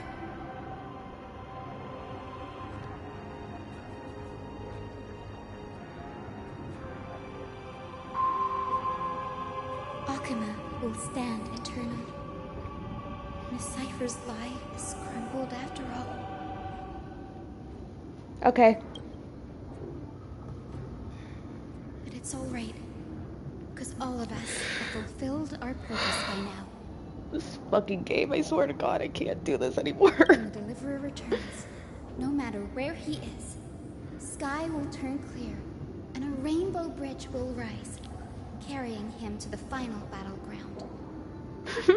Sairi, this arduous relay is finally nearing its end.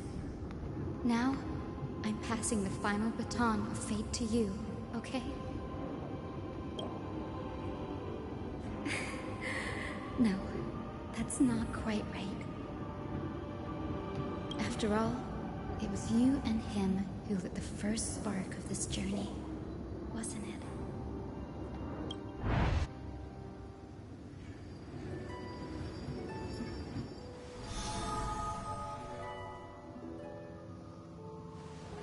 I'll tell you the story of this 1000-year journey. That way, it won't just be my memories alone. And I'll share the moments I spent with you with everyone. That way, the path we walked becomes a memory shared by all. People will know that there's nothing left to chase. Amphorius has already welcomed the dawn foretold in prophecy.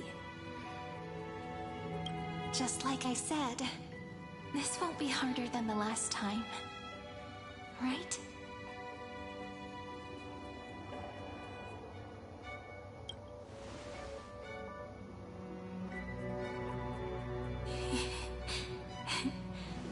I wonder what kind of expression you're wearing right now.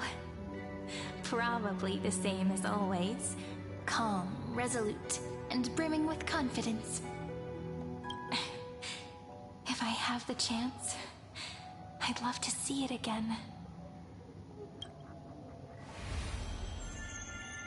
Because it's really been far too long since we parted.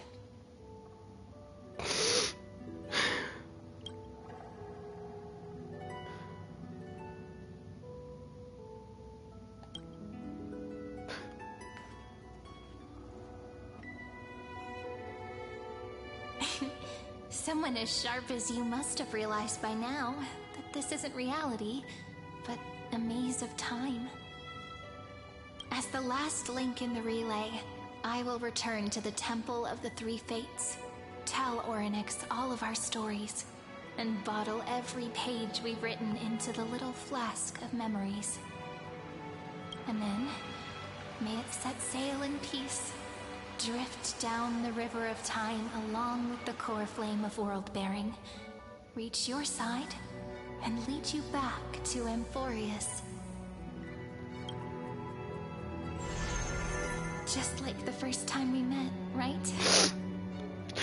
Even though this cycle has no demigod of time, time has always stood on humanity's side.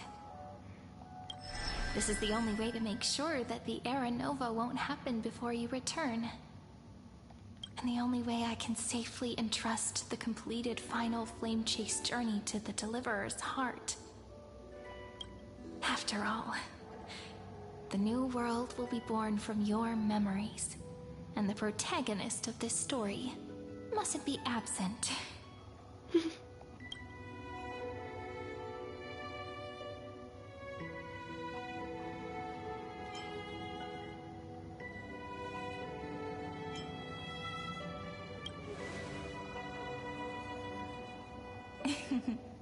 I believe you will never let us down, just like always.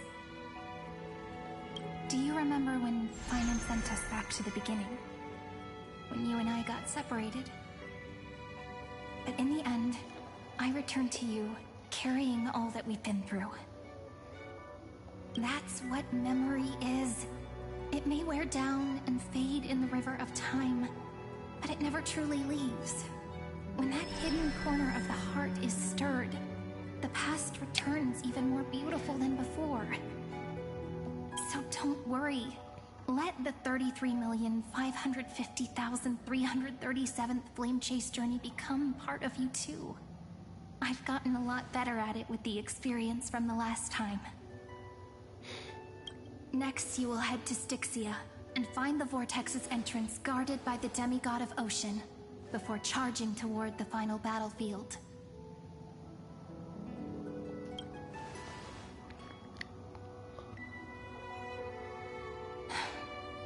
Don't worry.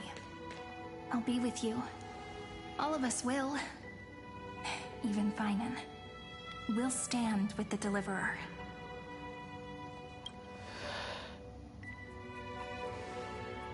So say a short goodbye, then set off. Just like we promised at the start. Toss away all unnecessary worries and troubles, and bring our smiles and determination into tomorrow.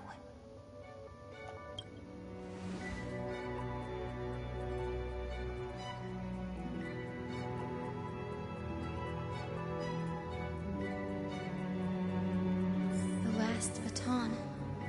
I wonder long you'll have to wait before passing it on to him. No matter how long it takes, it's okay. Waiting is what I do best. After all, it took 33 million cycles for him to arrive in our world. What's a few moments more?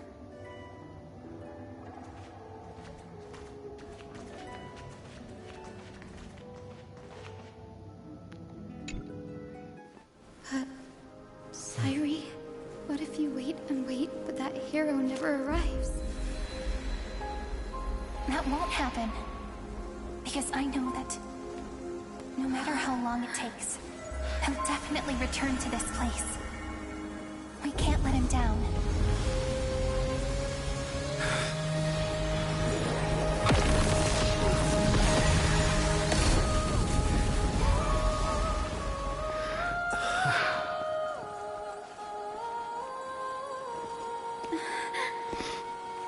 Sky shall rain rays of dawn for you. May romance be with you on your journey. And reason grant you enlightenment. Let strife bestow you with inspiration. Trickery ensure your success. Allow death to protect your soul. And at last, let passage point the way forward. Well, time will remember the Trailblazer's journey.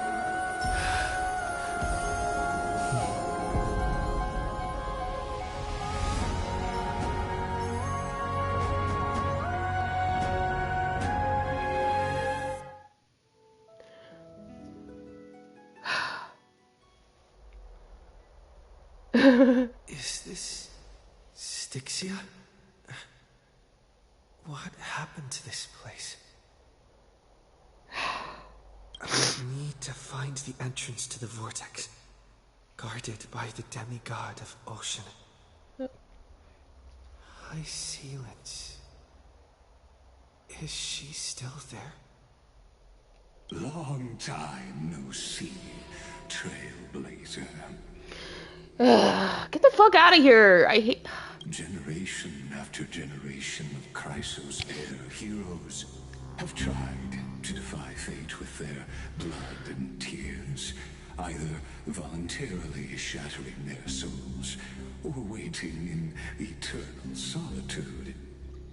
But alas, fate can never be defeated. Reason and trickery may bind my flesh, but my will shall never fall silent. So the demigod of ocean, the Dux Gladiorum, High Sealants, sought to bring me into a fantasia with her voice and drown a genius in slumber. But alas, it was all a hopeless dream.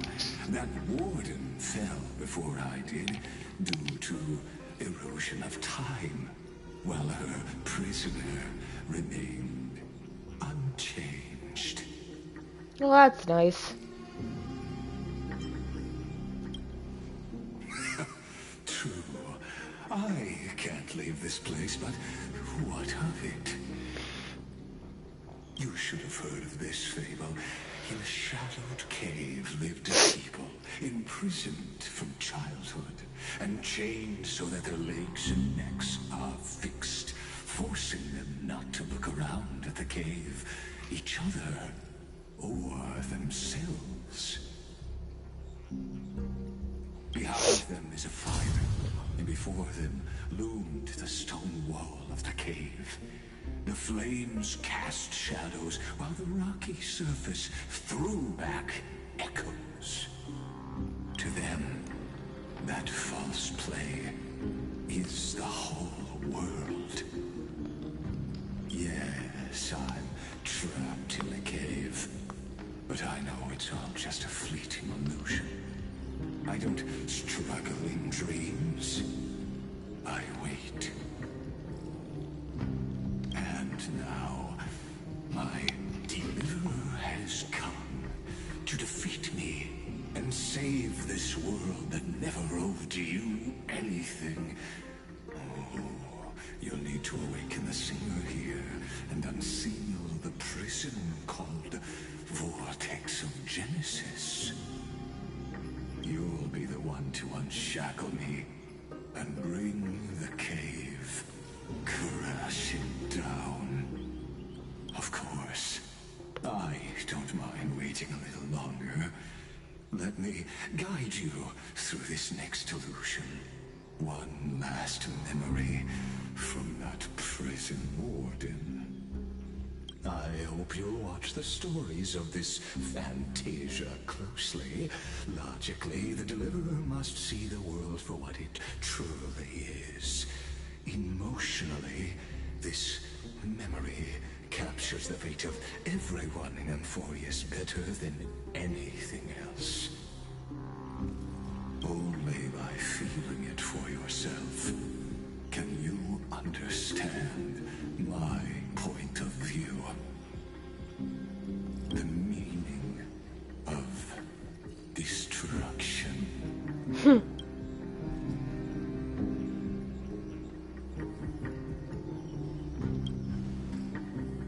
To your unshakable resolve, I salute you. But before we step onto the final stage, let me ask you this. In the spirit of that fable I told you just now, can the prisoners in the cave learn to see the shadows and echoes for what they are, and stop mistaking them for reality? God, I can't wait to beat up that guy. That's gonna be brilliant. But for right now, I have to stop for now. But I'll come back later today after my appointment and finish this. Childhood musings, huh? So naive. I mean, the first half was a lot, so I'll let you know when I'm home and stuff, so you and me both, sister. But I love you all. I will walk to the end of all your will. No matter the cost. Jesus. Okay. Bye, guys.